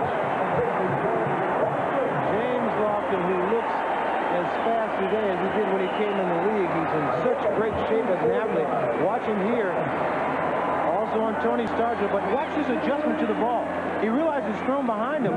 He stops and makes a great catch. So the Bills with an answering drive now. They're way down in this game, though, to the underdog Jets, 21-7. Today's small cars are tougher than ever on oil. Their high-compression engines not only rev high, they can run hotter than regular small car engines. Their searing heat can begin to break down an oil immediately. That's why there's Castrol, the motor oil that in every grade provides maximum protection against viscosity and thermal breakdown. So use Castrol before your engine does something to get you heated up. Castrol, engineered for today's smaller cars. For naming the Mazda MPV best in class, we'd like to thank Car and Driver. For ranking it the most trouble-free minivan, J.D. Power & Associates. For naming it one of the top 10 import buys, Motor Trend. And for making the Mazda MPV the best-selling import minivan, we'd like to thank the Abbotts, the Ackermans, the Adisheks, the Agarins. Mazda, it just feels right. The Altons, the Ammermans, the Andersons. Everybody needs some money sometime. Everybody needs some cash somehow. Hello, dear. To send money fast by phone, call 1-800-CALL-CASH or come to any of Western Union's 16,000 convenient locations. My sometime is now. Western Union, the fastest way to send money. Pittsburgh, San Francisco, the Steelers battle the 49ers. Next. Back in Orchard Park, the Bills are driving, but they're way behind. Don Criqui with Ahmad Rashad. The Bills have won their last 3 games coming from behind. Now they're trying to do it again. That is not the way they want to win football games. You go through a whole season, you'll take a couple of wins like that, but if you let the Jets get started like they have, that's a young team, and they believe they can win now. Well, We'll find out what the Bills can do with 2 minutes to go in the half. Kelly, who started off poorly, has gotten very sharp throwing the ball. Dropping again. Gets time. There's a ball into the end zone. Open man. Touchdown, Buffalo. Andre Reed with his second.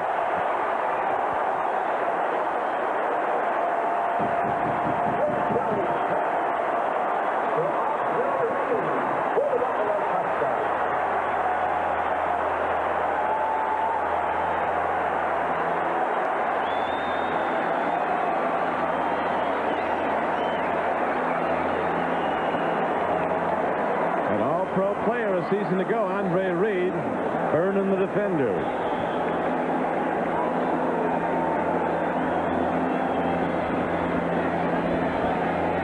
Scott Norwood in now to try the point after. 1:56 to go in the first half.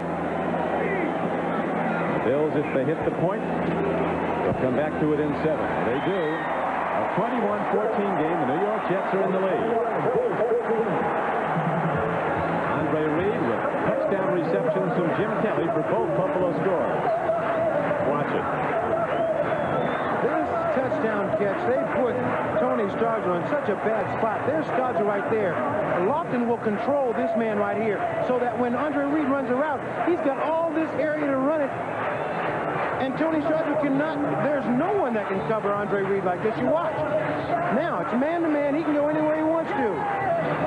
Well, that was a well-timed up throw, too. Very good throw, but, you know, you lick your chop when you get in the slot, and you know that you got man-to-man coverage, and the defender is playing you inside. There's nothing else to your outside. All you got to do is hold him to the inside, let the ball throw to your outside, and it should be an easy catch, and it was. You look at that on replay, that ball was in the air before the break. Our producer today for NBC Sports is Glenn Adamo, our director Richard Klein, and the executive producer is Terry O'Neill.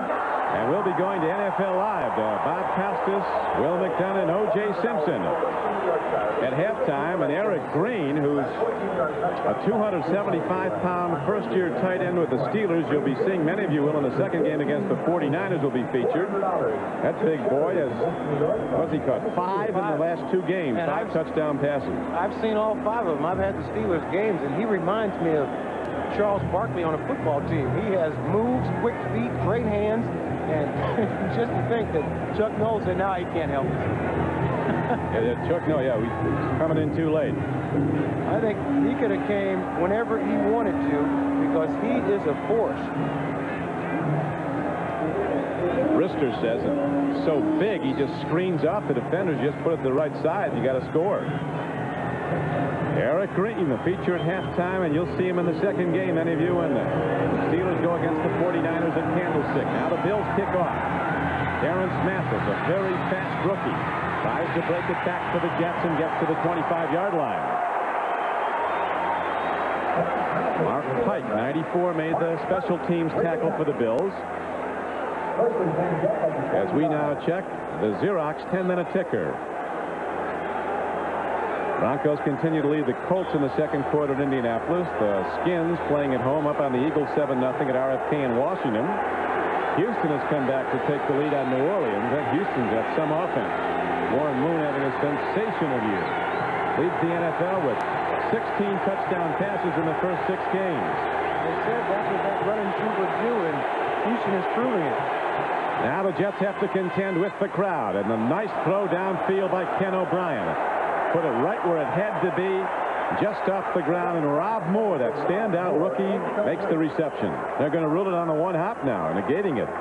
Well, I said earlier, you got to have a reputation. Had that been Al Toon, they probably would have gave it to him, but there you see Rob Moore, a big, strong receiver, making a little turn in, and it's awful close. You need a reputation. Go to the Pro Bowl one time, they count that one. Bills looking to force a turnover. 1:47 to play. O'Brien on 2nd and 10. Quick timing throw. Just off the hands of Al Toon. That much time Chris Hale was defending. Interesting player. Not big, but he can play. 5'6". Roslett now calling the offensive signals. I'm very impressed with this Jet coaching staff. Yeah, they're good. The players really respond to them. That's the key. They really do. And you know, even though they're have their ups and downs. They're having a lot of fun. They're working together, and they're all in it together. That's what you want in the coaching staff. One that doesn't point fingers. It's us against them. O'Brien needs 10 yards on third down. Smith gets him. Look at Bruce Smith.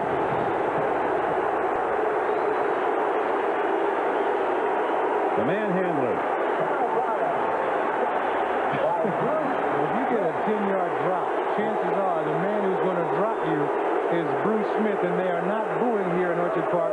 They are saying Bruce. I think this game has turned. There's Bruce Smith on Criswell talking to a lot of people. Anthony Munoz, who's considered the best tackle in the business, could not handle this man. So therefore, Jeff Criswell can't handle him either. Bruce Smith, a great athlete. I spent some time with the Philadelphia 76ers last week, and Johnny Dawkins told me that he played against Bruce in high school, and he was a force in basketball, averaged 21 points a game. And Bruce told me he had a chance to play college basketball, but he thought that he had a better career playing football, and I think he certainly proved that. This guy's a smart guy, too, is Bruce Smith. He really helps his teammates, shows them a lot of things that they can do off of what he does. I'm going to be here. Now, you come there, and something's going to happen. Darryl Talley's played behind him. Hasn't been to the Pro Bowl, but he should. He leads the Bills in tackles every year. And they say that Darryl Talley is the glue that keeps this defense together. He is so steady. Buffalo's going to get it back. 1:40 on the first half clock as Prokop is in to punt. The Bills specialize in blocking kicks. They don't get to this one, and Prokop hits a beauty. Chris Hale at his 45 does the right thing and takes it right up the gut and back over the midfield line to the 47-yard line. Kelly will have over a minute and a half now to work with the wind at his back. Jets have had 14-point leads twice in this game. They led 14-0 and 21-7. And the thing the Jets can't afford to do is to let down. So Jim Kelly, as we have a timeout on the field, comes to the sideline with the Jets holding a 7-point lead. We had all come to enjoy the game that Sunday, but by some chance a rude guy came along. He was drinking and swearing. The fans were getting angry. This guy did not know right from wrong. So the people all said, sit down, you're rocking the boat. The people all said, sit down, you're rocking the boat. I'm Nolan Krablo.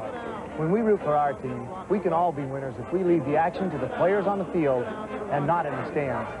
Don't you rock the boat. The fans don't like a spoiler. They want to keep the game on a happy note. Sit down, you're rocking the boat. I'm Jim Kelly, quarterback of the Buffalo Bills, asking you not to rock the boat. Remember to be courteous and considerate to your fellow fans. Don't party too hard before or during the game, and drive home safely after the game. Don't you rock the boat. This message furnished by the National Football League. Kick off your night on NBC and play McMillions. You could win at least $1 million when you watch the Super Bloopers and New Practical Jokes. Then, multi-award-winning stage, screen, and television actress Angela Lansbury stars in an NBC world premiere movie, The Love She Sought. And Burt Reynolds, rap artist MC Hammer, comedian Sandra Bernhardt, and designer Polona Picasso go one-on-one. It's First Person with Maria Shriver tonight on NBC. I was at an MC Hammer concert and ran into Maria Shriver. I thought she was just there trying to learn how to dance. Oakland A's bat boy of years past. They could have used him again. Look at this play as they go to Don Smith on a draw, and he's down to the 35-yard line. Yes, D reading pass all the way, and the Bills go to the run as they quickly align without a huddle, a 12-yard gain. 1:16 to play in the first half. Kelly, an experienced veteran, working calmly, dumps it off up the middle. They're going to get more. It's taken by Kenneth Davis inside the 25-yard line, and the clock ticks down to 1:03 to play. 11-yard gain as the Bills have come alive and really keyed up their crowd. A lot of times when you're in this prevent defense like that, it doesn't work well against a seasoned veteran quarterback like Jim Kelly, because Jim Kelly is just picking it apart. A lot of times in that prevent, you leave so much area open underneath that if you have players like the Buffalo Bills do that, you can dump the ball off and let them run. It really can just put holes in a prevent defense. I used to hate to see the prevent defense come on the field because I always thought prevent defenses prevent you from winning. Seems to more than help you. It does, because they're playing, you know, one of those bend, don't break defenses where everybody's playing off, letting them catch the ball underneath you. But if you got guys that can catch it underneath you and run with it, you know, it puts all the pressure on the defense.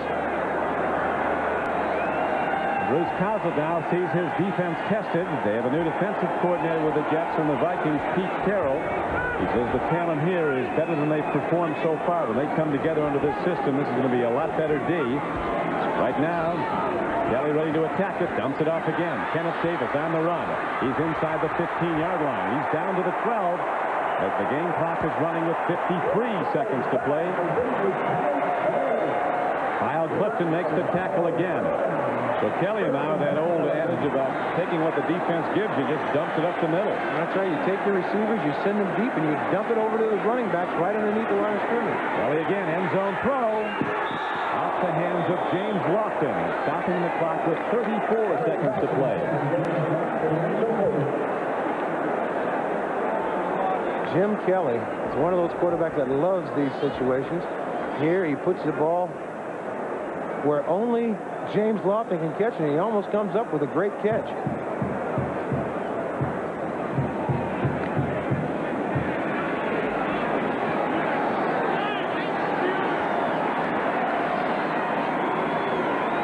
Second down comes up now for the Bills. They trail the Jets 21-14.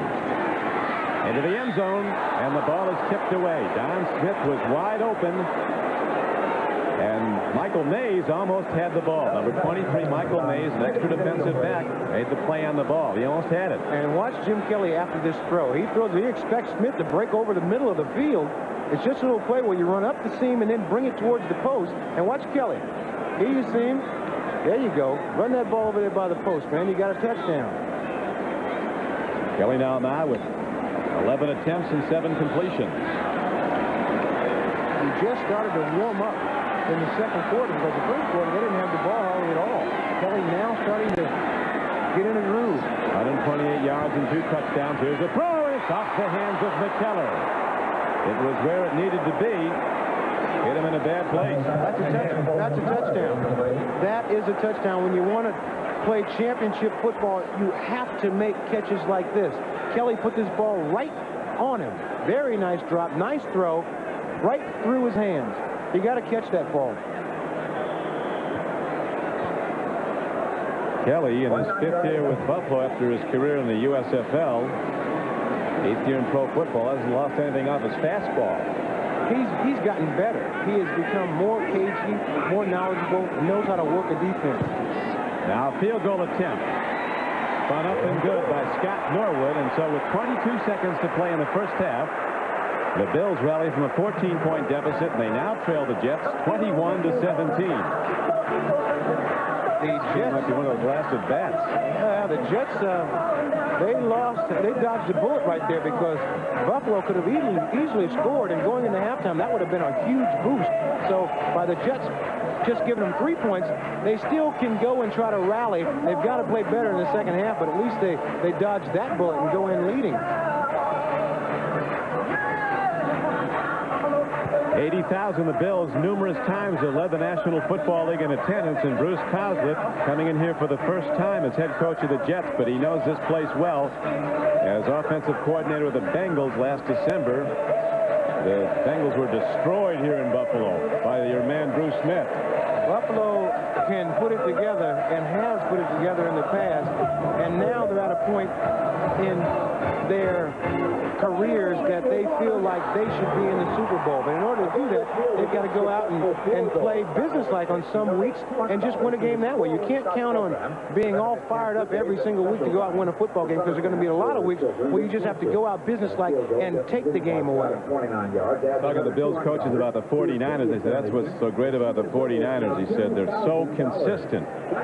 He said they show up and play hard in every down. They're confident. He said they really are the consummate professionals. the big plays are a matter of fact of business. It's not something that you just go crazy over a big play. You start to expect them over a period of time. And all great teams, they come up with big plays every week. And you'll see the world champion 49ers on many of these stations as part of the NBC doubleheader against the Steelers in the second game, as now Boyer, an up back, gets the kickoff. And O'Brien has some time to work. He's been throwing the ball well. 16 seconds left in the first half. And he's got some targets, too. When you talk to these players on Buffalo and ask them about this Jet team, the talent positions, they have talent everywhere. They got Toon, they got Moore. They have a chance to really beat you if you mess around and let Ken O'Brien have some time to throw the ball. He certainly has targets. Biggest receiving corps maybe in the league. He's sending some big people out to the left now. Al Toon and Chris Burkett, the former Bill, deployed out, as is Mathis. He's the slot back, third man up. O'Brien with a deep drop. Here comes the rush. Whoa! Caught his own pass for a loss of 7 yards. Jets will take their winnings and bail out. Even O'Brien. It's not easy to do. No, having a little laugh at that. He drops back and can't find anybody downfield, so he throws it to himself. Very nicely done, really. That's a nice one. And you know, had he not caught that ball, Leon Seals was over there, and if he'd have caught it, they might have been going the other way. It's unlikely, though, how they're going to put that in the playbook.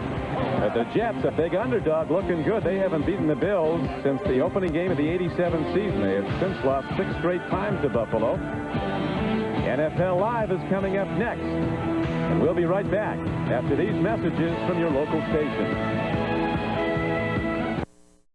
25 to the 28-yard line. Somebody left his hat on the field. There's a loose Jet helmet, and people start up after the play. Chris Burkett, the former Bill, was down to make the play, number 87. Jim Kelly, who started slow, then got hot, threw for 2 touchdowns in the first half, both to wide receiver Andre Reed.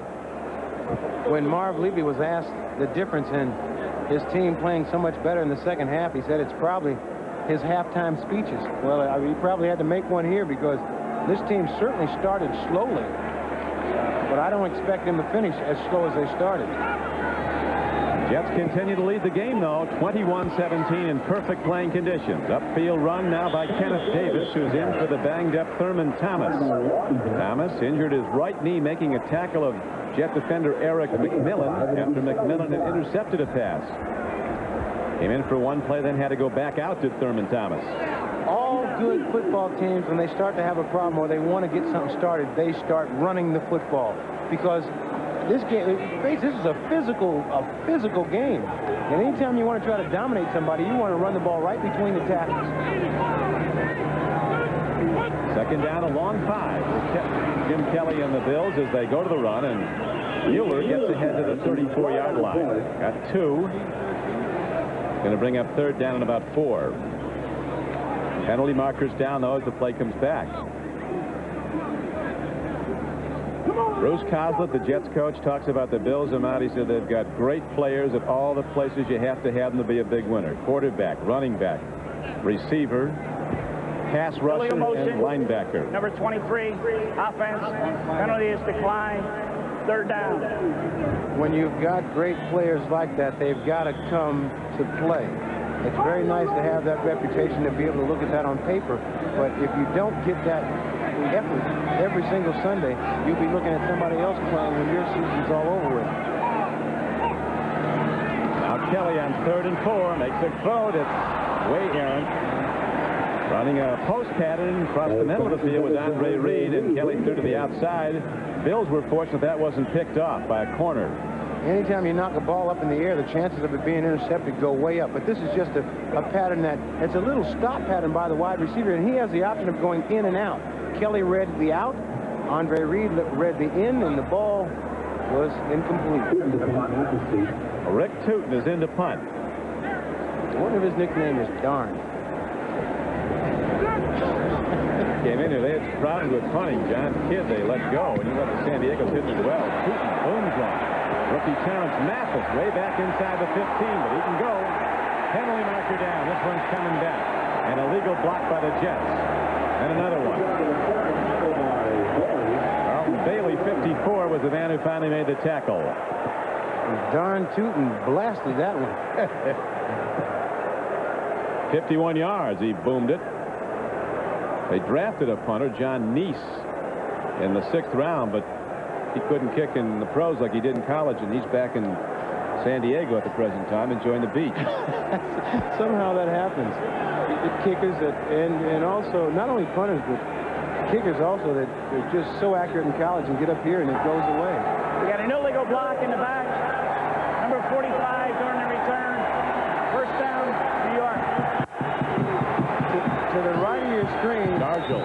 You see Stargell is having such a tough day. He's been beaten for a couple of touchdowns, and now he gets a tripping call. Now the crowd kicks in. First and 10, the Jets with the long field to go. Out ball, thrown and dropped by Blair Thomas. Thrown by O'Brien, dropped by Blair Thomas. It's interesting when I was talking to Bill Polian in practice, the general manager of the Buffalo Bills, and regarded as one of the most astute personnel men in pro football. He said if the Bills had the #1 draft choice, and if he came out after his junior year, they'd make the Rocket or give Ismail the #1 pick. I think there'd be a lot of teams around this in the National Football League that make the Rocket the #1 pick. When you talk about astute men in football, the Jets also have one in Dick Steinberg. I expect that'll be the difference. 2 drafts, I think. Steinberg, one of the best also. Here is a handoff, and trying to bounce wide is Blair Thomas, and somehow he gets ahead for plus yardage. He got to the 11-yard line on a 2nd and 10 play. Watch him double up Bruce Smith here. Well, one of the things that you want to do, because Bruce follows plays so well, is every now and then you want to run the ball right at him. And you see there's 2 people blocking Bruce, and he's still near the tackle. He has come to expect this. He said the 2 weeks really worked out well for him because he was all beat up. He had a knee surgery in the offseason. His knee finally has come around, and that 2-week rest took him back up to 100%. They're down. Markers go down as O'Brien throws an incomplete ball, trying to throw an angled pass to the near sideline to Al Toon. Nate Odoms was defending on the play. Nate Odoms, quoted in the Buffalo News this morning, as saying he believes he's the best one-on-one cover in the NFL. If a cornerback doesn't believe that, then who will? I guarantee you, even though Tony Stargell has been beaten a bunch of times, he still thinks that he's one of the top cornerbacks. Of course, at some point... He might be a little shaky now, At some point, reality must set in, but... You know, a cornerback, you're going to get beat. I mean, that's one of those positions where you have to be resilient. You got to get beat, and you got to come right back and play as tough as you did the time before. Well, when you're new, the first thing they do is put an experienced, solid pro running patterns at you, showing you stuff maybe you haven't seen yet. Now O'Brien on 3rd down and 12. Markers down again as O'Brien dumps it off just before Bruce Smith blasts him in the end zone.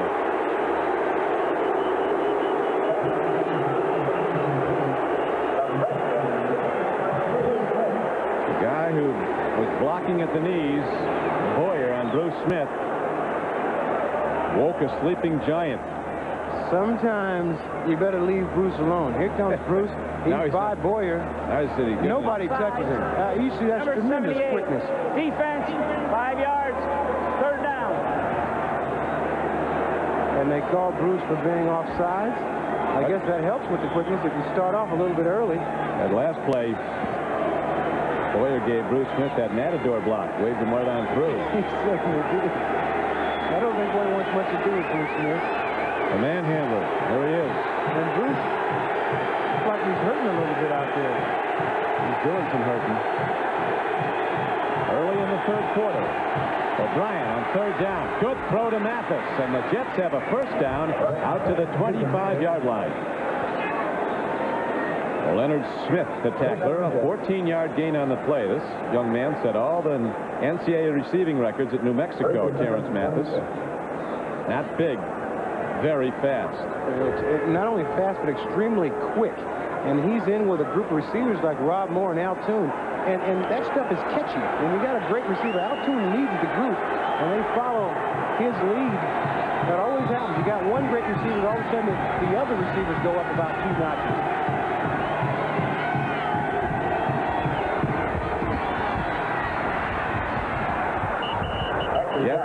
working hard. Johnny Hector fighting for yardage on a 1st and 10 carry. He got ahead to the 30-yard line, a gain of 5 yards. This Jet team in the past have not played well in the second half, but they are definitely getting better. You listen to Bruce Codler talk and say they're getting better, and you watch Johnny Hector here just find the hole, and that's what he does as good as anybody. He has great vision to find the spot to run the ball.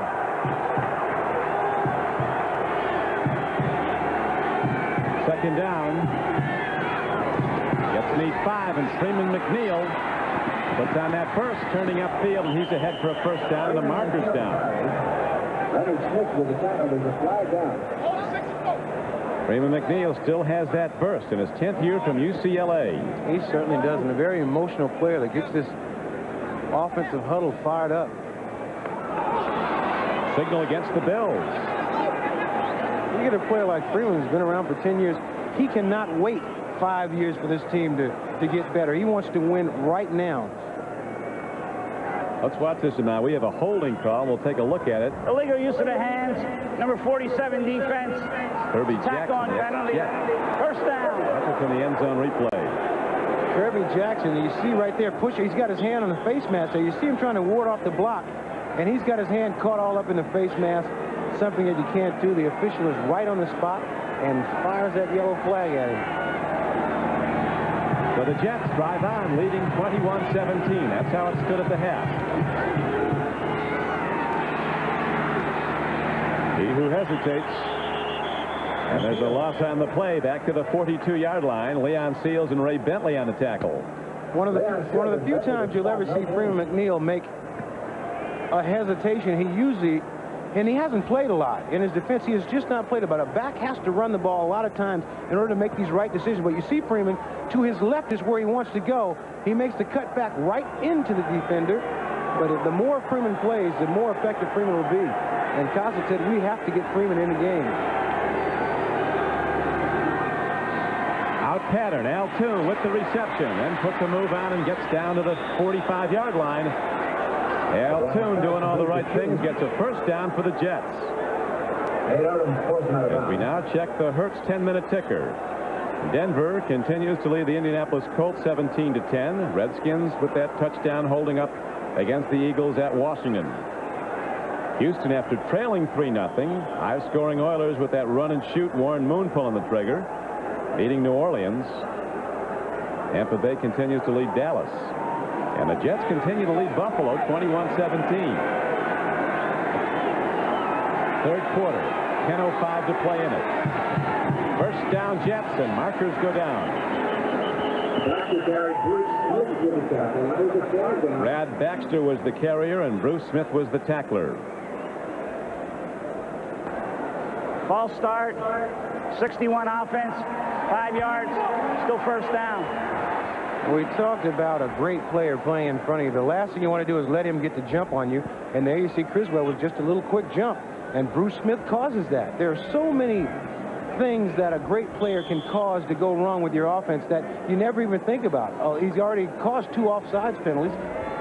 He's also caused 3 guys on this Jet offensive line to not sleep last night, worrying about trying to block him. So he really has an effect on an offense. Big one. Now on 1st and 15, O'Brien with an 8-yard drop. Another marker. Incomplete ball at the 44-yard line. Al Toon was the intended receiver. Bruce Smith saying they held me. Officials saying, yeah, they held you. So the Jets fire and fall back. Jeff Criswell. He's looking for some help from anybody. He's had a lifetime of Bruce Smith. Holding, 61 offense, 10 yards, first down. You see Criswell, a lot of times he gets that arm caught up in there. That was, that's questionable there. That is a little bit questionable. He just had his arm inside. It wasn't a blatant hold. It's the right thing to do. You've got to hold him. You can't block him. If you care anything for your quarterback, if he's your friend, you just don't let him go. Only holding if you get caught. Ben O'Brien, he's still alive, not like in college ball. The knee was down, but nobody touched him.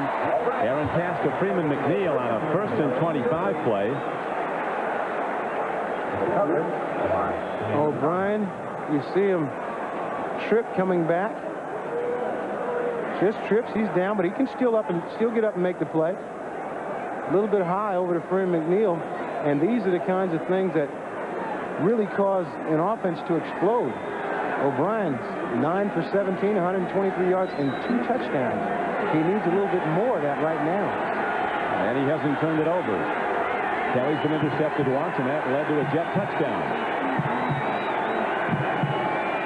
O'Brien, play fakes, long look. 2nd and 25, and a strike down to the 40. A beautifully thrown ball as he gets it to Rob Moore, who was actually recruited by Syracuse as a basketball player before he was recruited as a football player. He was an all-Long Island player and all-state player in New York. Yeah, watch Rob Moore at the bottom of your screen running man-to-man on Odoms, and he's such a big, strong receiver. He runs him off. Watch him come back to the ball. Nice grab, and Odoms there for the tackle, but when you got a big body like Rob Moore, you protect the body, protect the ball with your body. That's just like a rebound. 3 receptions, 47 yards. I told him I left that name for him. That was his legacy. That's right. Ahmad, the former Bobby Moore. Here's a downfield throw, and it is right on target to Al Toon. Maybe the best throw of the day by Ken O'Brien. A double team on Al Toon, and O'Brien leads him in full stride for a 25-yard gain. A great play by Ken O'Brien. Al Toon just takes off. It's just a straight go pattern. Watch this ball. Right in stride. Great catch there by Toon, but give credit to Ken O'Brien for putting that ball where only Toon could catch it. There's another shot of it. Nice play by the Jets. That's a little pitch and catch, we call that. Little pitch and catch, and Nate Odoms was victimized. He was covering on the play, or trying to. Al Toon having a big day. So the Jets with a 4-point lead. Not a scoring challenge here in the 3rd quarter. Blair Thomas with blockers in front. Takes it down to the 12-yard line. He got a couple. Bruce Smith, as fast as anybody out there, ran him down. Defensive linemen don't do this. They don't. They rush the passer, and that's it. Watch Bruce Smith just come straight down the line of scrimmage. He's trying to get over and get in. Oh, it makes the tackle. It just, you know, it just doesn't happen. There was only one lineman I can ever remember that would make tackles down the field, and that was Alan Page, who was in the Hall of Fame. And I have a feeling before Bruce Smith is finished, he'll be in there also. He's got a big jump on Canton. It is 6 here from Virginia Tech. O'Brien makes the throw, and it's incomplete at the 3-yard line. Nate Odoms stripped the ball that time from Dale Dawkins, a first-year player from Miami of Florida. Hey, Nate Odoms, being the premier cornerback that he is, has this man-to-man. Dawkins should have pushed him up the field a little bit more and then come across the field. You have to separate yourself from that cornerback. And the only way you do that is you take the ball up the field first and then break into the post. If you just run in there like that, it gives the defensive back a chance to run underneath and knock the ball down. Crowd comes alive now. Jets need 7 on 3rd down. They lead the game 21-17.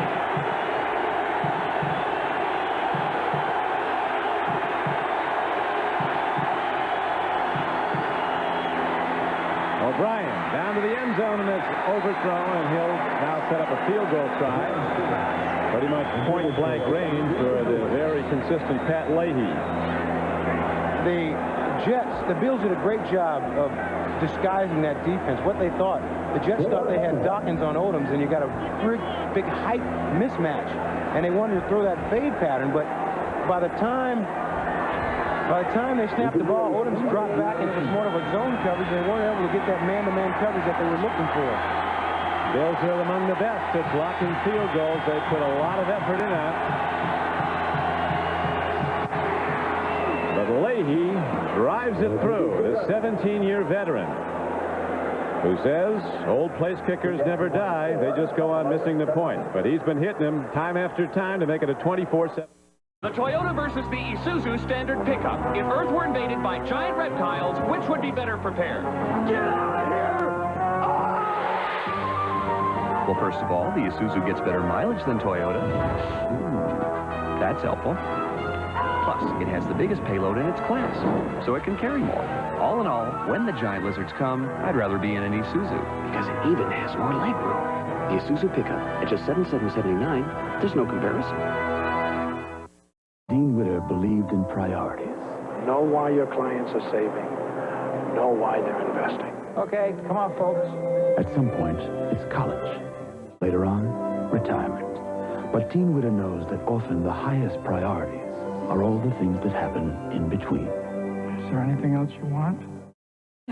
There are many ways to measure success. We measure success one investor at a time. You've been up in the air for hours. Now you got to make up the time. Aren't you glad Verts has a faster, easier way to rent a car? #1 Club Gold. No paperwork, no stopping at counters, nothing to slow you down. We're America's wheels. You go straight to our Gold parking area, where your car is waiting, ready to go. I'm gonna make it. It's the fastest way to rent a car. NBC Sports coverage of the National Football League is brought to you by Isuzu. For features, styling, and price, there's no comparison. By Dean Witter. There are many ways to measure success. Dean Witter measures success one investor at a time. And by Norelco Lift and Cut Shavers for a new level of closeness and comfort. Back at Rich Stadium, the Jets have extended their lead now to 7 points, 24-17 on the field goal. Here's the kickoff, and Don Beebe comes back on the fly as a marker is thrown in. Beebe with a return. Another game, another sellout for the Buffalo Bills, 80,000, as we see a holding call against one of the kick blockers. Trying to block for the kick returner, Coach Levy, who's a special teams proponent. He started with George Allen in the National Football League with the Redskins team that went to the Super Bowl. Holding, 54, during the run back, first down. Got Carlton Bailey. He's done a lot of good things today, Big Carlton. Not here. You watch Carlton Bailey right in the center of your screen. Yeah, that's a lasso shot right there. Just ropes him, pulls him down. When you hold a guy, you got to hold him all the way to the ground. Maybe you can get away with it. But the Jets, awful impressive with that second half drive. 13 plays, 81 yards. They held the ball for 6 minutes and 15 seconds. Now Kelly comes out pitching from deep in his own end. And again, the ball sails, but he gets it there. And Andre Reed holds his position with both feet inbounds for a first down catch. Looked like an overthrow, and Reed made the play for a 12-yard gain. Perfect throw. Andre Reed, because he's got so much speed, and he's in that slot position now. That's a receiver's fight to play in this position because there's nobody covering you. You take the outside guy, and he runs everybody off, and then you just sort of can take your time and find the wide open spot. I remember when I was playing with Sammy White, we used to fight to get in that slot because that's the easiest place to get open.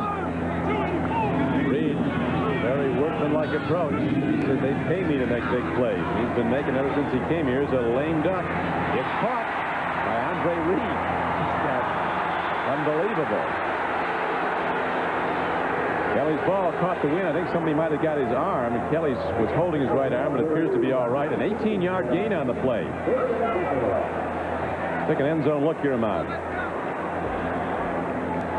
You see right here at the end of this play, but once again, Andre Reed running in that slot position. James Lofton keeps his man covering him, and all of a sudden when you run that route, there's nobody underneath you to defend against the pass. There's only a guy on your inside.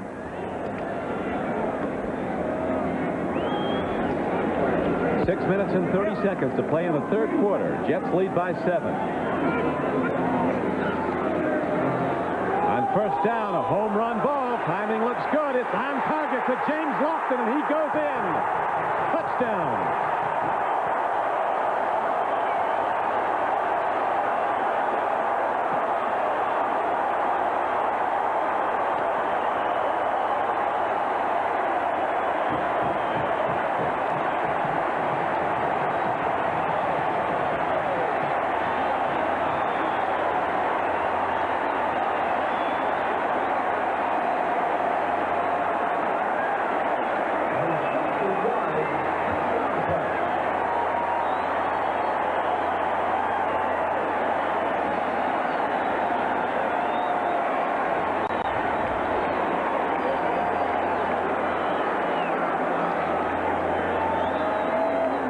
James Lofton, 34 years old. He hasn't lost a step and still has the great hands as Kelly led him perfectly. A 60-yard touchdown play. And if Norwood can hit the point after we have a tie game, we do. It's 24 all.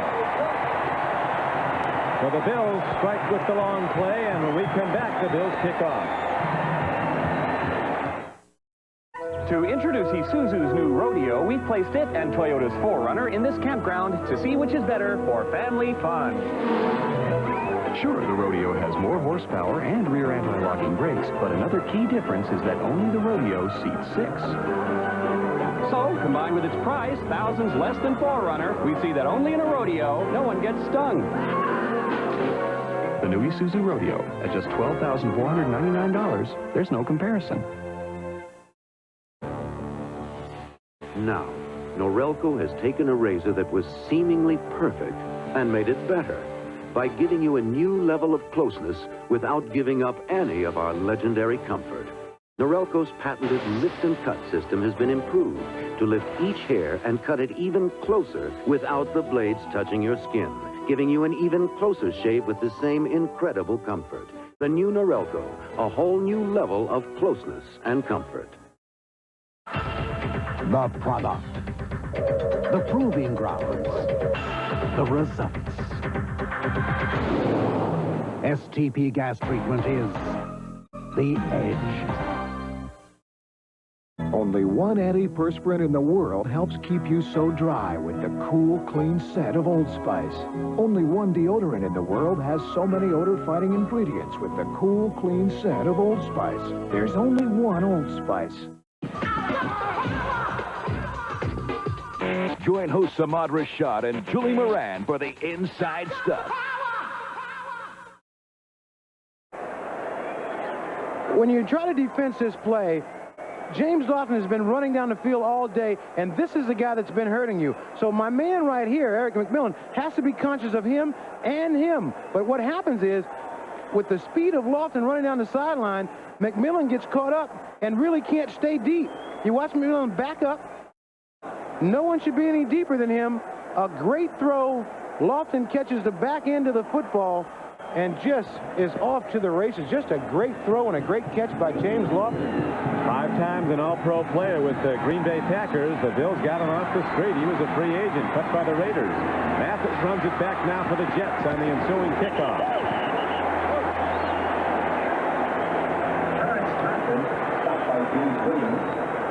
James Williams, 31, the Bills' #1 draft choice, made the coverage.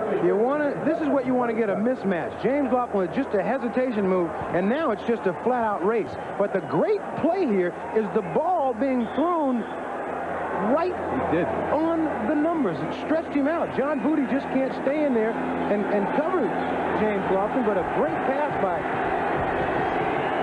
Jim Kelly. Thing of beauty, as you pointed out, about catching the back end of the ball. Brad Baxter, a battering ram back, takes it at the Bills for a few yards out to the 29-yard line as we check the Hertz 10-minute ticker. Denver trying to end a 3-game losing streak. Washington trying to rebound from a loss to the Giants. Houston, we saw them last week. Warren Moon, he looks unbelievable in this run and shoot. That offense is going to get better. They say it either looks great or it blows up in your face, and they've made it look great. Warren Moon is made for it. Makes all the reads. Here's a 2nd down and 7 play. Out to the 33-yard line. Thurman Thomas is going to get the rest of the day off after banging his right knee. Once you go in the locker room and put that earring on, I think you're done for the day. And the watch. You got it. Not too many guys play with that watch on. No. Jets one had a free agent trial with his watch on, and Weave Eubank immediately cut him.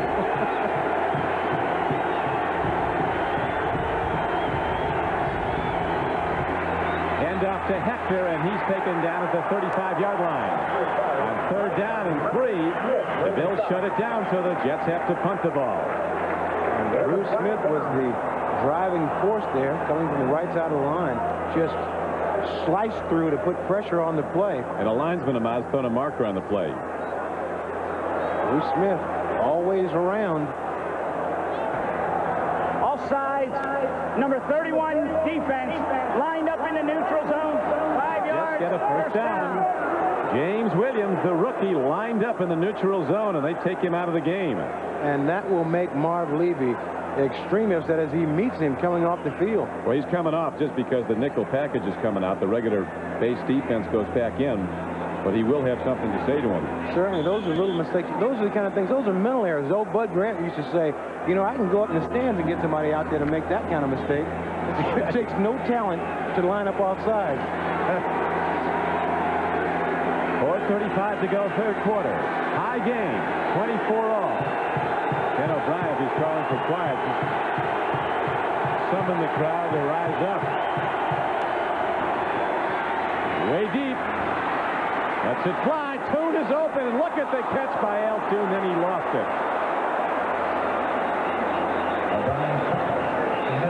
He almost came down with an Ahmad Rashad, that one-hander that you love so well. Yeah, this is Al Toon coming all the way from the other side. Just runs underneath the defense. He's supposed to just find a spot. As he's running, he's trying to find a spot. Now, O'Brien comes to him a little bit late. The ball's thrown a little bit behind him. He gets one hand on it and almost able to make the weekly highlight films, but just doesn't pull it off. It's a great effort by Al Toon. Almost answering Lofton's sensational catch. Now the Jets have second down, and they need 10 coming up. Long ball downfield. Bit overthrown. O'Brien still strong of arm. He was looking at Al Toon the other way. He was hoping that Al Toon could, he had a man-to-man coverage there on the bump and run, and he wanted Al to go outside the coverage. And Al went inside the coverage, and he throws the ball down along the sideline. Toon not able to get back out there to make the catch. The thing is, when you come inside, you run the risk of running into that safety. O'Brien, 11 for 23, 2 touchdowns, and still no interceptions. That's the key figure there. Those interceptions are really key. Now the Bills' pass rush will be coming. It'll be coming hard on third down and 10. High game, 24 all third quarter.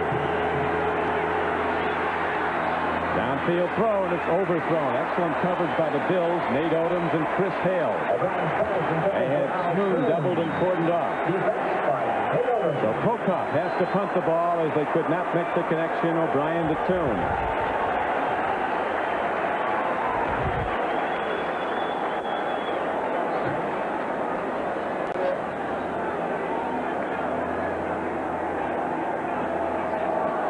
Chris Hale is back now, 5'7", and slam dunk of basketball from Southern California. Very fine player, undersized. Here's the kick downfield, takes a bounce back at the Jets, and now Hale wisely lets it roll, and it gets a jet roll. Look at the wind get it. Look at a trick ball. That's a good move. They finally down the ball. Very good move by Hale. And a bad move by the Jets staying so close around there. I mean, he could have hit any one of them. Look at that paper swirling down the field. The flags don't tell you anything here because they go every which way. A 53-yard punt. And it leaves the Bills with the long field to go, although the last time they went the long field in a hurry. They said we'd never make it, that you were too headstrong and I too set in my ways. But we fooled them, didn't we, Maggie? 10 years ago today. And I wouldn't trade one crazy minute of it. Our baby girl, my measly raise, our little fights over money, the laughs, the whole 9 yards. So sit yourself down and give me your hand just one more time, Maggie.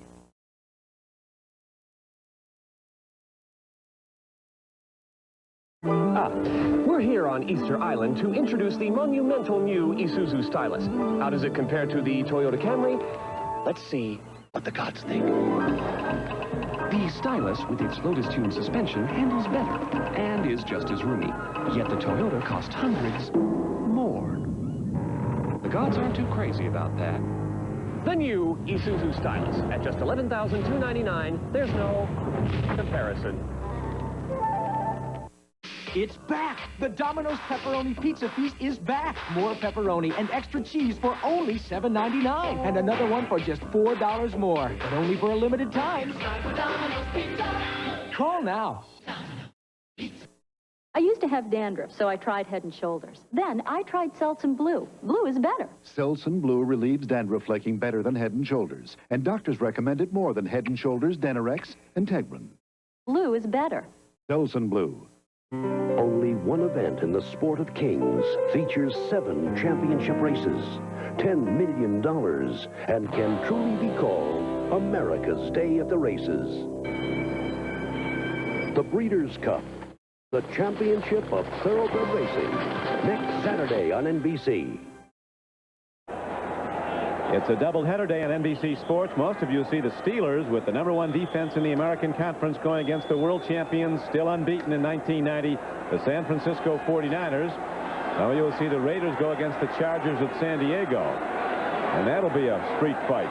Well, Bill Walsh has told every defensive coordinator how to beat the 49ers to see if anybody was paying attention. Here's Mueller on a first down carry, riding along with tacklers and gets out close for a first down. He did get one. 11 yards are going to spot it down at the first down for the Bills. Kyle Clifton finally rode him down. Talking to Eric McMillan before the game, I said, who worries you? He said Jamie Mueller, because he is a load coming through that line, and he's also got a lot of speed. You saw that explosiveness right there in that last play. Game clock running, 3 minutes and 20 seconds to play third quarter. High game, 24 off. Kelly on first down this time. The Jets read Mueller all the way and stick him. Joe Mott, second-year outside linebacker from Iowa, number 51, hit him.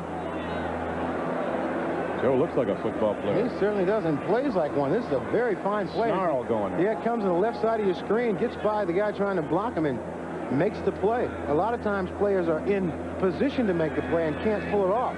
Mott with a fine play there. Bruce Collins said his team has not quit, and they're showing that today. They're still playing with a lot of enthusiasm.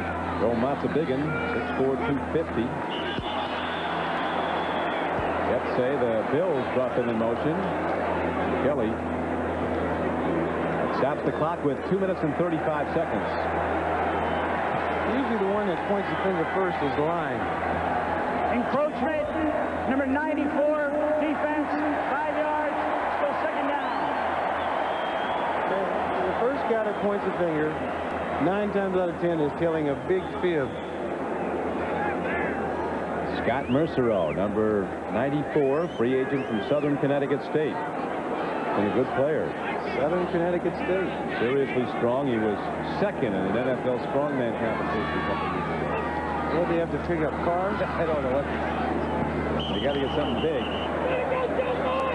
Keith McKellar, the tight end, was running the pattern. Kelly came in low to him, and that brings up third down now for Jim Kelly and the Bills. As Kyle Clifton covers. Kyle Clifton playing that middle linebacker spot. Right on top of that. Very nice coverage there. So he has his hands full. He not only has to make all the tackles, he's also got to cover those tight ends on short pass routes. But the NFL, there's 2 different kinds of strength in the NFL. There are guys that can pick up weights, and there are other guys that farm boys that just, they don't know how strong they are, but if you tell them to move the tractor, they just pick it up and move it. Pick up people. Here's a big down now for Kelly and the Bills. Third down, they need about 6.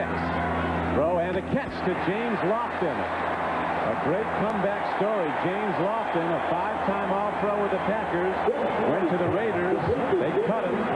Former All-American at Stanford who long jumped almost 28 feet. And this is a tough catch. He knows he's going to get hit here, and when you bring that ball inside, nice hit put on by McMillan, and Lofton still comes up with the catch. I talked to him. I said, geez, I don't know how you can play so long. He said, I didn't think I'd be able to keep playing because I was playing on AstroTurf. But he said he keeps himself in shape year-round. His body feels fine, and as we've seen today, he can still run and catch. He was a world-class track man. A lot of times guys get that label if they ran college track, but this guy was one of the best in the world at quarter mile. Here's a throw and an open man, and Smith drops the ball. Don Smith with a perfect lead from Kelly, couldn't hold it. It'll be second down and 10.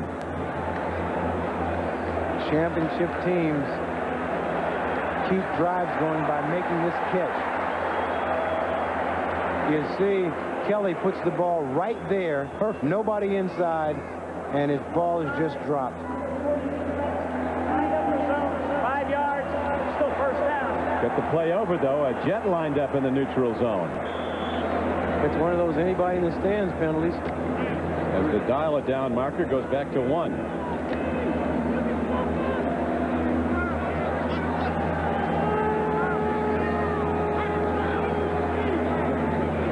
1:29 to go in the third quarter, and Kelly gets a nice play call. 1st and 5. Mueller. Thurman Thomas, the Bills' best runner, the man who took apart the Jets for 214 yards rushing a month ago, has been out of the game since early in the second quarter with a bruised right knee. This New York Jet defensive team is taking a lot of heat. A lot of people say they're so small and they're outmanned, but they play a very swarming, quick type of defense, and they're getting better with it every single week. It's something that these coaches say, we're not going to change anything. We're just going to try to do it a lot better. And we're doing it a lot better now than we did it 2 weeks ago. Bring a lot of people up the line of scrimmage, do the Jets side. 2nd down and about 5. Kelly goes down, and he's lost at the 35-yard line and a gain of a loss of about 3 yards on the play, or about 7 yards were spotted. Mercereau fell on him, so now Kelly has a long throw on 3rd down coming up. 3rd down and 12. Here you see Jim Kelly take the snap, and as he backs up, watch this yard line marker. Reach up and grab him. Tripped him up a little bit, just got caught up on his feet and went down and put himself in a bad spot. That's officially about a sack we're informed, in the 2nd of the day. Who do they give the sack to him? Who touched him? Mercereau? Yes, Mercereau gets the sack. Houston extends its lead to 17 now over the Saints. Easy sack. Kelly from the shotgun. Loves people deep now. Here comes a big rush. He dumps it off to Don Smith. And Don Smith is caught. Man, what a strike put on Smith as his helmet flew off. And the Jets hold on 3rd down. You know when that happens, it hurts your ears. See, because the helmet is down tight on your ears. And when the helmet comes off, it just rips right by your ears. You see, this is a very nice move, but all of a sudden now he starts to look like a pinball. There's a nice little move there. Hurts your brain a little. Right there, a very nice hit there. Knocked that helmet off. It really, you got to ice your ears after that. That'll do it for 3 quarters of play. We'll be right back after these messages from your local station. Number 10, Rick Tootin, who's hit the ball well today in his 2 previous tries. Back to punt again. And hits a line drive downfield. The ball turns over, and Harris Matthews takes it at the 21. Penalty markers down as Mathis goes down at the 32-yard line. Highly probable it's a call against the Jets. 45-yard punt, a 10-yard return. Chris Hale made the tackle. A holding call against the Jets will set them back now as we have 14:50 to play in the game. The Bills are gangbusters in the 4th quarter, as you know, Ahmad. They have outscored their opponents 68-21. Holding, number 45, during the return, 10 yards, 1st down. On the other hand, look at this stat. The Jets have been outscored 50-9 and haven't scored a touchdown in the 4th quarter. But that's all yesterday. That could turn around here today. Those kind of stats are, you know, things that have happened to you in the past, but it has no bearing on this football game. Jets have it 1st and 10. They've led by 14 points, have the Jets twice in this game. Johnny Hector fighting for yards on 1st down, only to the 22-yard line. Jets led 14-0 and 21-7. Bills rallied and trailed at the half, 21-17. Jets extended their lead to 24-17, then the Bills tied at 24 all, and that's how we stand now in the 4th quarter. Jets have been sparring almost evenly with these Bills for 3+ quarters. Now, both teams are in a position to win this football game. We'll see what happens. Mathis on an end around. He can go. And he's ahead for a 1st down as he's out to the 33-yard line. You want to talk about the speed of Cornelius Bennett. If we have been telling you how fast Mathis is all game, one of the fastest guys on this Jet team, he gets run down from behind by Cornelius Bennett.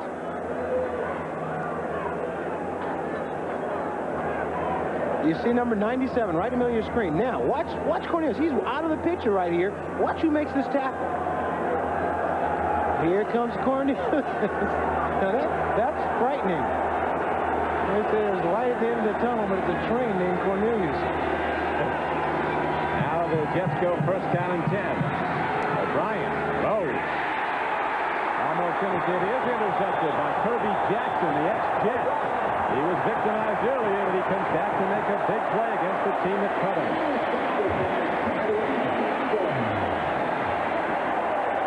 Rob Moore, the intended receiver.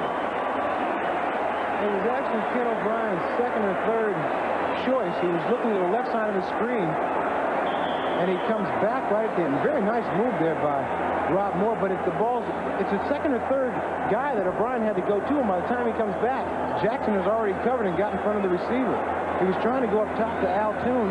Nobody open there, and as he turned back around, Rob Moore was open immediately, but as the play went on, Kirby Jackson able to recover. Just said about it's either team's game to win, and now the Bills get a chance to go ahead as they send Andre Reed on an end around, and he's inside the 40-yard line. Bills calling for a late hit by James Hasty.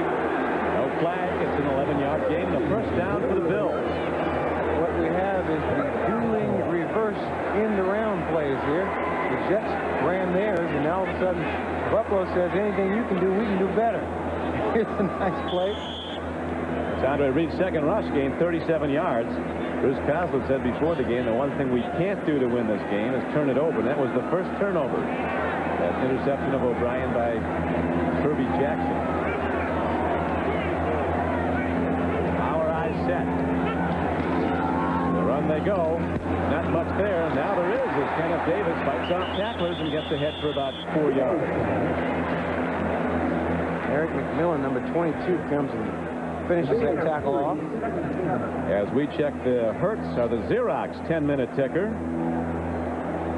Denver continues to lead at Indianapolis. Redskins continue to shut out the Philadelphia Eagles at Washington. Houston by 10 over New Orleans. Dallas has rallied to tie Tampa Bay. 10-10 in the fourth quarter. We're locked up here at Orchard Park, 24 all. And Davis has blockers. Kicks into that extra gear and takes it to the 21-yard line. The middle backer, number 59, Kyle Clifton, finally ran him down, but it was a gain of 12 yards. And you see this Buffalo Bill line get started here. You got Mueller out there in front leading. Clifton wards off one blocker, turns back around, and ends up making the tackle. But once Buffalo gets this sweep going, they just, I mean, it's just almost like a snowball effect. That you get everybody out front and it just starts to roll forward and roll forward. You get a back as quick as Davis, he gets to pick a spot. And a lot of times, they'll mess around and get up inside of all that and break it for the touchdown. The longer that play goes, the chance of breaking the big run just gets bigger and bigger. Well, they just got a good one, a 12-yard gain. The Bills looking to come from behind for a fourth consecutive week, for a fourth consecutive win. They were out of the game the past 2 weeks here at this stadium. First against the Broncos and then against the Raiders in the fourth quarter. Then bang. The special teams made the big plays. Here's Kelly calling his own number. Heading for the sideline, and he's down to the 12-yard line.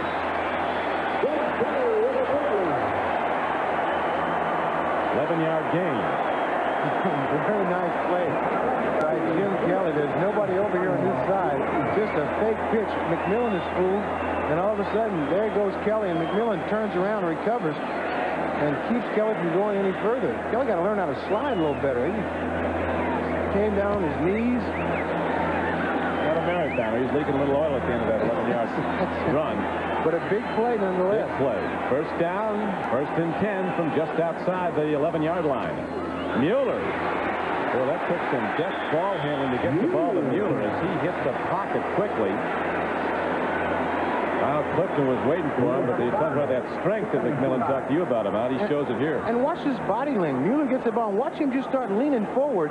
Very hard to stop a guy like that from getting negative yardage because he's always going forward towards that goal line, and he is big and strong. We're talking about the difference of some people being strong with weights and other people being able to just pick up big objects. I think Mueller's one of those guys who just pick up whatever he wanted to. Big, strong man. Second down and 6 for the first down. Second and 7 for a touchdown. Kelly looks, loops it. Too much. Had an open man. in Keith McKellar, but Kelly's pitch was high. A lot of times you try to throw a ball with a little finesse and take a little bit off of it. You almost got to just fire that ball at the guy. Jim tried to just loft it up over and float it out there. Sometimes you got to put a little bit of something on it and put it on the guy. We're in Western New York at Rich Stadium, home of the Buffalo Bills, where 80,000, another sellout look on. The Jets and the Bills, longtime adversaries in the AFC East. Locked in a 24-all game. The Bills down by 14 points twice. Railing now to tie it, looking to go ahead. Third down coming up. Kelly, a throw. It's no good. And the Bills will go for a field goal to try and take the lead for the first time. Don Criqui with a mount of Rashad. Here in Orchard Park, Andre Reed, who's caught 2 for touchdowns, was the target. And there's Andre Reed, a little fake outside, gets inside. Ball thrown just a little bit behind him. McMillan on excellent coverage, keeping him from being wide open over the middle. And Jim Kelly is a little bit upset with himself because he had a chance to get a touchdown there. Missed the tight end on the play before that. So they have to settle for the field goal. Norwood, a consistent kicker, had a strange game here earlier. He hit the upright 3 times in one game. All no good. Neither's this one. So the Bills get a chance to take the lead and blow it. Some slammed helmets on the sideline as Norwood, from pretty much straight on, misses a chip shot, and the game remains tied. On Wall Street, fortunes are won and lost and won again before 10:30. Amid the halls of ivy, the best ideas often come and go before 10:30. And on the back lots of Hollywood, love often blooms and fades before 10:30. Which is why Federal Express delivers before 10:30 at more places around the country than anyone else. Federal Express, absolutely, positively the best in the business.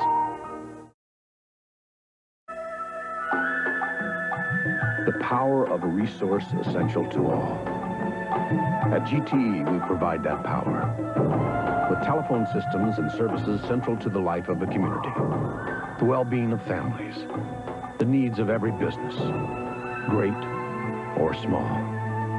GTE Telephone Services. We give you the power to flourish in any environment. At GTE, the power is on. The temperature never drops below Xerex.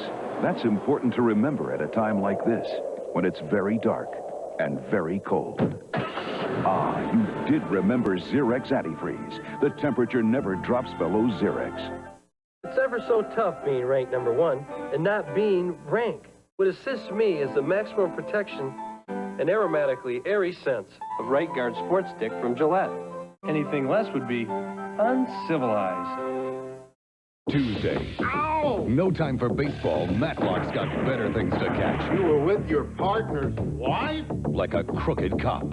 Then, what if it was your child? It's hit and run, and the man responsible cops a deal. Oh, Lord help. A grieving father's revenge in the heat of the night, right after Matlock on NBC Tuesday. Back in Orchard Park, Scott Norwood just missed a sure shot field goal. He was wide, and the Bills missed a chance to take the lead for the first time. In the fourth quarter, 10 minutes to play, it remains tied. Bruce Smith, head-on strike. Stop Brad Baxter. You just can't say enough about Bruce Smith. I just have never seen anybody dominate a football game like this guy. I mean, it's just, you have to, when you prepare to play the Buffalo Bills, your whole preparation has to go around staying away from Bruce Smith. Not only on a pass, but also on the run. He keys the defense. Nate Owens talks about how you can see it in people's eyes in our defensive huddle in the fourth quarter. If something big is going to happen. Now O'Brien looking deep, swings it out instead. Raymond McNeil on the run. And finally, from behind, he's taken down at the 31-yard line, but it's a first down for the Jets. Number 96, Leon Seals, ran him down, along with Ray Bentley. And this is just a little play. They like to get Freeman the ball out in the open flat and then let him turn it on. He checks and makes sure there's no blitz. O'Brien lays the ball out in the flat. Now watch Freeman, nice inside move there, and then turns on the speed. And here comes Leon Seals. The sack daddy sacks Freeman McNeil. Got a Nothing downfield, though. For 10 yards and a first down. Now O'Brien has a problem. Loops the ball downfield. Man is open, and it's caught at the 49-yard line. Rob Moore goes up. That ball would have been intercepted if he didn't get it. John Hagee, the free safety, coming across, and the Jets hit another big play for a first down, 22 yards. This is an excellent catch by Rob Moore. He's coming all the way across the field. On this pattern, he can either get the ball now, he can keep coming, set it down, but watch him go up in the air. Just a great, he snatches that ball out of the air. That's 1-2. That's right. He's got the one right there. I mean, there's not many guys that want to leave their feet too often. Rob Moore did not hesitate to go up and make the grab. Now they go to the run, and Baxter on first down hits ahead for a gain of a couple of yards. Tough yards. Ray Bentley got him. Kick off your night on NBC and play McMillions. You could win at least $1 million when you watch the super bloopers and new practical jokes. Then multi-award-winning actress Angela Lansbury stars in an NBC world premiere movie, The Love She Sought. And Burt Reynolds, rap artist MC Hammer, comedian Sandra Bernhardt, and designer Polona Picasso go one-on-one. It's First Person with Maria Shriver tonight, only on NBC.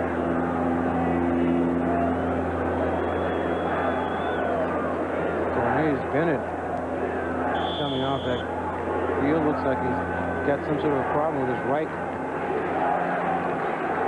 shoulder. Eddie Abramowski checking him out. A lot of times when you see the referee, see the trainer having you squeeze his arm, it's usually a stinger, they like to call it. It's called just a nerve action up in his shoulder. Second down. Freeman McNeil rockets into the Bills defense and comes inside the 40-yard line. Game clock running as we're down to 7:23 to play. I mentioned earlier that Freeman McNeil, the more he plays, the better he gets. And watch him just read these blocks here. Makes a little move to the left and then cuts it back to the right.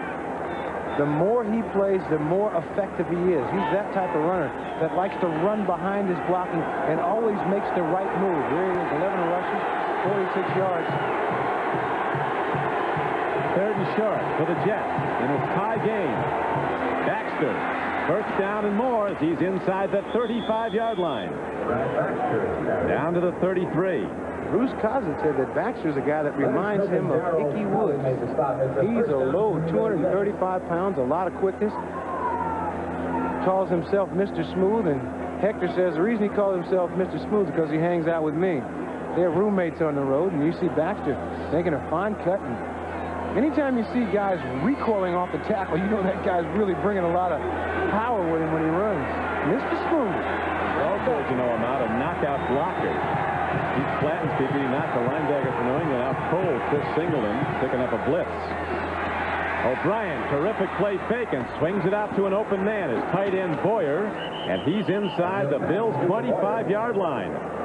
So the Jets, with a diverse offense, move the ball all different ways down the field. They're now in field goal range to take the lead. There you see Boyer right to the left side of your screen. He fakes a block into the line, then tries to just get lost. He's just out here in the flat. It was a great... The thing that made this play was the play fake by Ken O'Brien. Nobody knew where the ball was. And these Jets, they have not quit, and they are driving down in position to take the lead in this game. Sure are. Bills coach Miles Levy says we have a team with a big heart, and the Bills are up against one with the same thing as Freeman McNeil weaves and drives down inside the 15-yard line. First down as we go to NFL Live. Bob? Well, Don, the Denver Broncos led at Indy 17-3, trying to snap their three-game losing streak, but the Colts have come back, and now it's tied at 17. There's a wide-open Jesse Hester latching onto the 5-yarder from Jack Trudeau, who has thrown 2 TD passes to bring the Colts back. It's even now at 17. Don? Thank you, Bob. Tied up in Naptown, and it's tied up in the Buff. 24 all. The Jets in Buffalo. 4:50 to play. And O'Brien wants a timeout.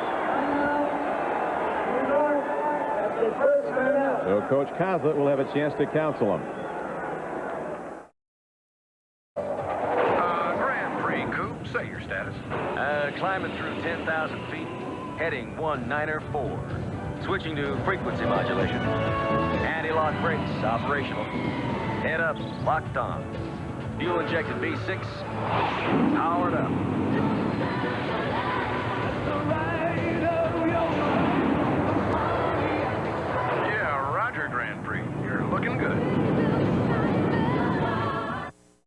You know, Dad always said, Norman, you have to give 100% every day. If you want 100% whole grain, only one of these leading cereals has it. Only Wheaties is made with 100% whole grain. Dad also said, Norman, if you want to be a champion, better get your whole grain. Better eat your Wheaties. But you better never call me Norman.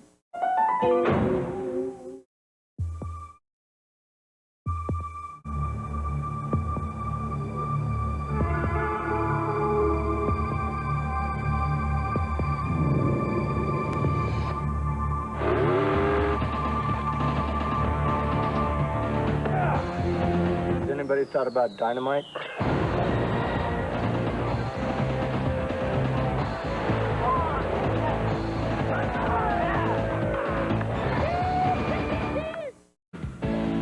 NBC Sports coverage of the National Football League is brought to you by Pontiac and your local Pontiac dealer. We build excitement. By Levi's 505, 506, and 540 jeans. And by Allstate. For home, auto, life, and business insurance, you're in good hands with Allstate.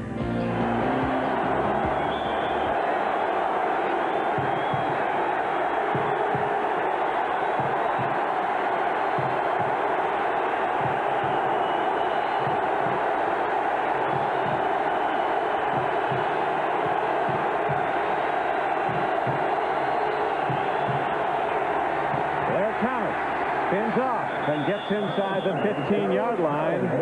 As the heat is on the Bills defense, Darryl Talley makes the stop. The game is tied 24-all. If you're a basketball fan, then be sure to tune in for the weekly entertainment show of the NBA Inside Stuff, premiering next Saturday on NBC. Can host Ahmad Rashad make it as a member of the Philadelphia 76ers. And we'll get a behind-the-scenes look at the making of Michael Jordan's video with musical group Full Force. Next Saturday at 12:30 p.m. on NBC. I know you're looking forward to that, Ahmad.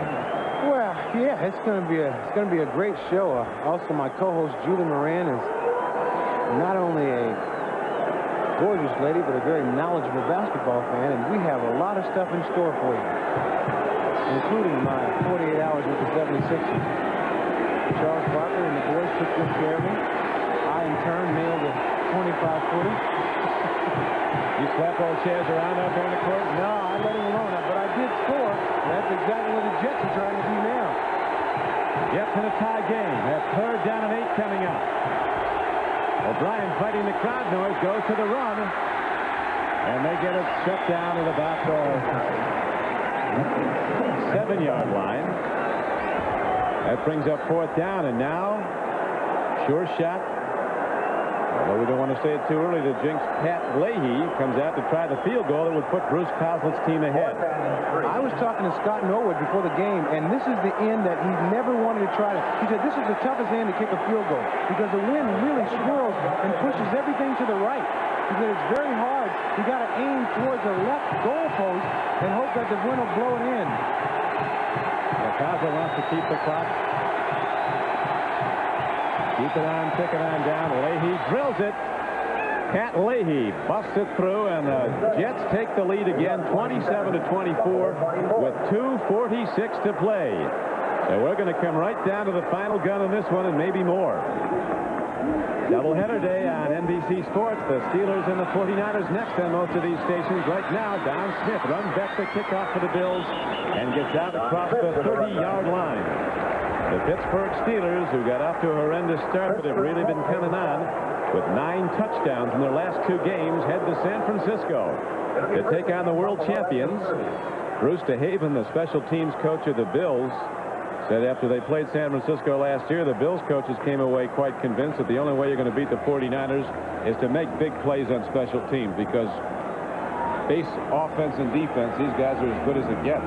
The trick is to be able to come out and play that well every single week, which San Francisco has been able to do. But I've seen Pittsburgh the last couple of weeks, and Button Brister is one hot quarterback. Steelers, as mentioned, have the #1 defense in the American Conference. Here's Kelly, loop ball. He has a man open, but he can't get the connection to Keith McKellar. That has not been working all day. Usually it's a very potent part of the Buffalo offense. as we check the Xerox 10-minute ticker. Denver holding to a field goal lead now over the Colts. Washington seems to have things well in hand at home against the Philadelphia Eagles. Houston with a 13-point lead over the Saints in the fourth quarter. And Tampa Bay, after that game was tied, now leads Dallas by 3. The underdog Jets, as you see, lead the Bills 27-24. Could be the final drive for the Bills as the ball is thrown downfield, and Andre Reed on a 2nd and 10 play gets out of bounds, maybe inches short of the first down. He does stop the clock with 2:27 to play. This play is almost unstoppable. Anytime you have two guys out on one side, you got James Lofton way outside and Andre Reed in the slot, and you have man-to-man defense. All you do is run down there and turn right, and Kelly delivers this ball right on stride. See, there's nobody on the outside of you underneath. It's very hard to cover if you're a defensive back trying to cover a guy in the slot.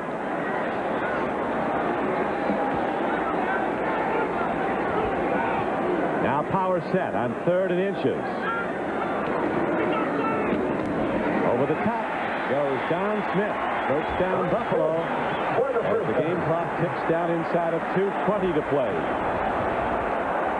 Kelly has thrown for 3 touchdowns in this game, getting 13 of 24. Now Kenneth Davis comes in.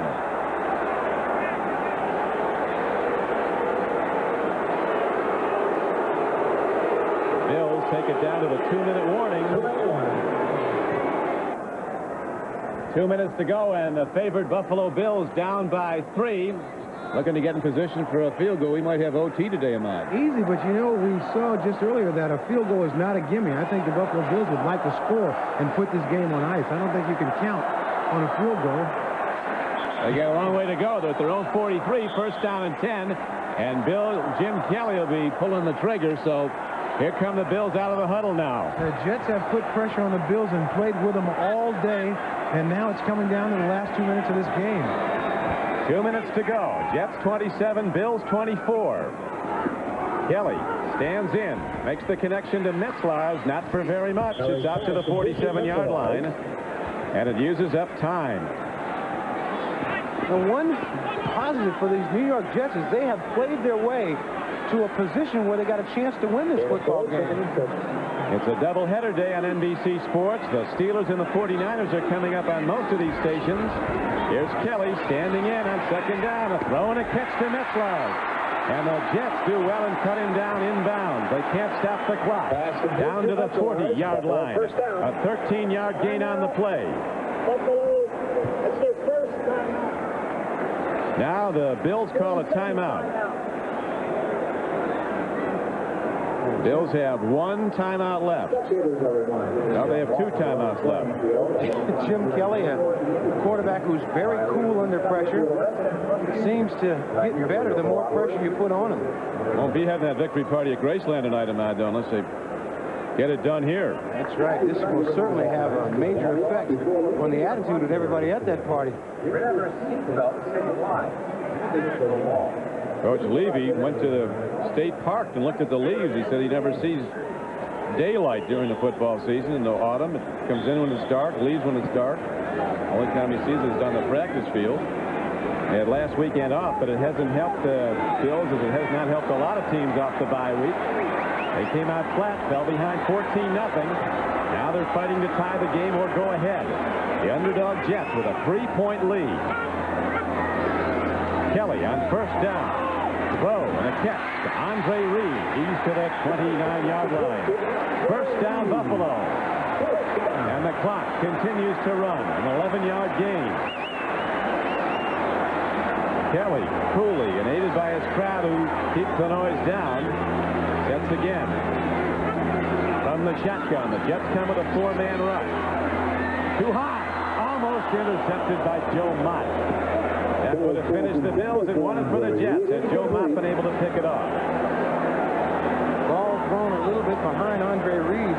Kelly just pointing his ball in there at Reed. Reed trying to pull it down one-handed and knocks it up in the air, and Joe Mott almost with the grab. Of course, if he could catch that good, he wouldn't be playing defense. Two big reception producers today for the Bills tonight. Andre Reed, 7 catches for 100 yards, and James Lofton, 3 for 99. Of course, he got that big touchdown in the third quarter. Second down and 10. Long ball in the end zone. James Lofton, too much on it. And the clock is stopped with 57 seconds to play, and third down comes up for the Bills. This is a long field goal try into a swirling wind if the Bills don't convert on this third down attempt. And there's Norwood, who missed one from in close at this end not long ago. At this point, they've got to try to get a reception or get a play to get them down close in there to try to go for the field goal just to tie this game up. I don't think you'll see them throwing for the end zone. At this point, you want to try to get in position to give your kicker a chance to put you back in the football game. We're looking at the 46-yard from where the ball is spotted now. Kelly against the blitz, stands in, delivers the ball. It's caught by Andre Reed for a Buffalo first down at the 13-yard line.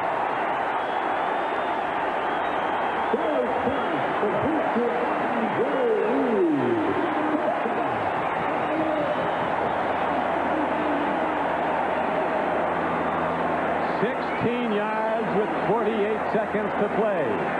First down, Buffalo. This game has been full of a lot of big plays, but to this point, this 16-yard reception by Andre Reed is the play of the game, the biggest play whatsoever. Kelly on offensive day works long and hard on slant patterns to the post on this yardage situation. Kelly dumps it off to Mueller. And he's going to be stood up and thrown back for a loss of a yard on the play. And the game clock ticks down to 38. Now to 35. The Bills align.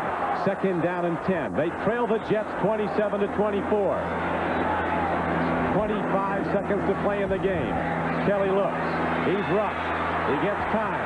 He's in trouble. He throws. Touchdown, Buffalo. Jamie Mueller.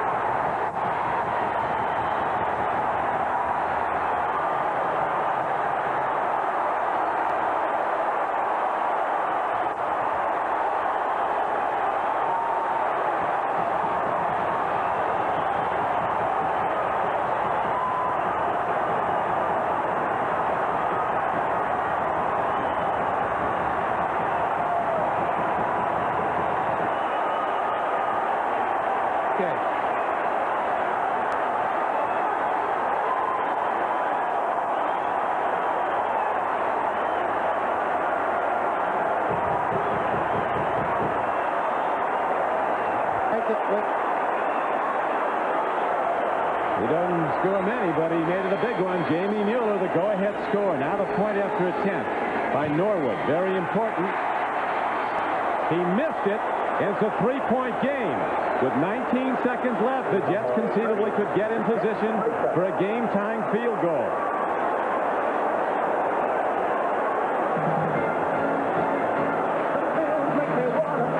The extra point is no good. That was their initial signal.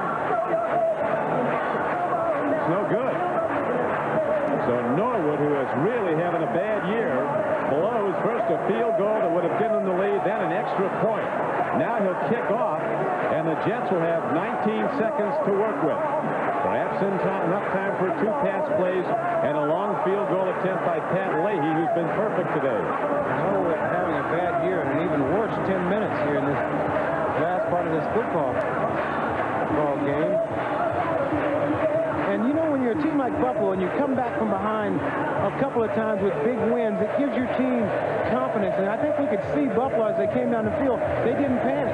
It was like they knew they were going to make something happen, and they did. That is the mark of a great football team. And a different player doing something great every time. Andre Reed makes the great reception, which enabled him to get the touchdown. The Jets have 2 timeouts remaining, but only 19 seconds to work with. They trail by 3. 80,000 looking on as Norwood, who's been a very consistent player kicking the ball for the Bills over the years, has not been able to get it done this day. A missed field goal from in close, and now a missed extra point gives the Jets a chance, albeit a long shot one, to tie the game. A high spinning kickoff downfield. Mathis, the rookie, bringing it back. Off at at the 19-yard line. 12 seconds left in the game. The executive producer of NBC Sports is Kerry O'Neill. The coordinating producer of NBC's football is John Paratzis. Today's game has been produced by Glenn Adamo. Directed by Richard Klein. Associate Director Doug Grabert. Production Associate Jenny Huber. Technical Manager Bill Parinello. Production Managers Dave Goldenberg and Tim DeKime. And Technical Director Lenny Stucker. Now the Jets with just 12 seconds left. 80,000 up and cheering. Smith puts the heat on, and down goes Ken O'Brien. And it appeared that Bruce Smith was drawn offsides. Well, we'd like to thank. Yep. False start. The Jets. Number 61 offense. It's a 5-yard penalty. Please reset the game clock to 12 seconds. Thank you. Once again, we've been talking all game long how when you got a player like Bruce Smith in front of you, sometimes he causes these kind of flinches. And that one was picked up Criswell just a little bit too soon. Thanks to spotters Michael Gluck and Steve Solomon, to statisticians Larry Pollock and Terry Haller. As we have 12 seconds left, they put some time back on. The Jets are working into a gusting wind. You can see the paper like a tide blowing against it in the background. First and 15. Ken O'Brien's got to throw it as far as he can. But he'll not throw it at all.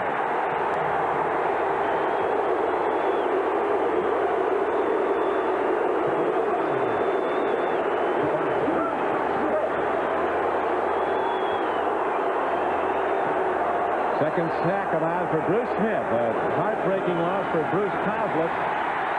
And the Jets. And O'Brien on the final play dumps it down the field. Mathis is alive on the run. It's Terrence Mathis, but he runs out of bounds too little, too late. The clock runs out on the Jets. Their gallant effort falls short here at Buffalo. As for a fourth consecutive week, the Bills rally to win. But wait, there's a penalty marker down. Does not count. The ball game is over. Well, it's against the offense. Game can't end in a defensive penalty.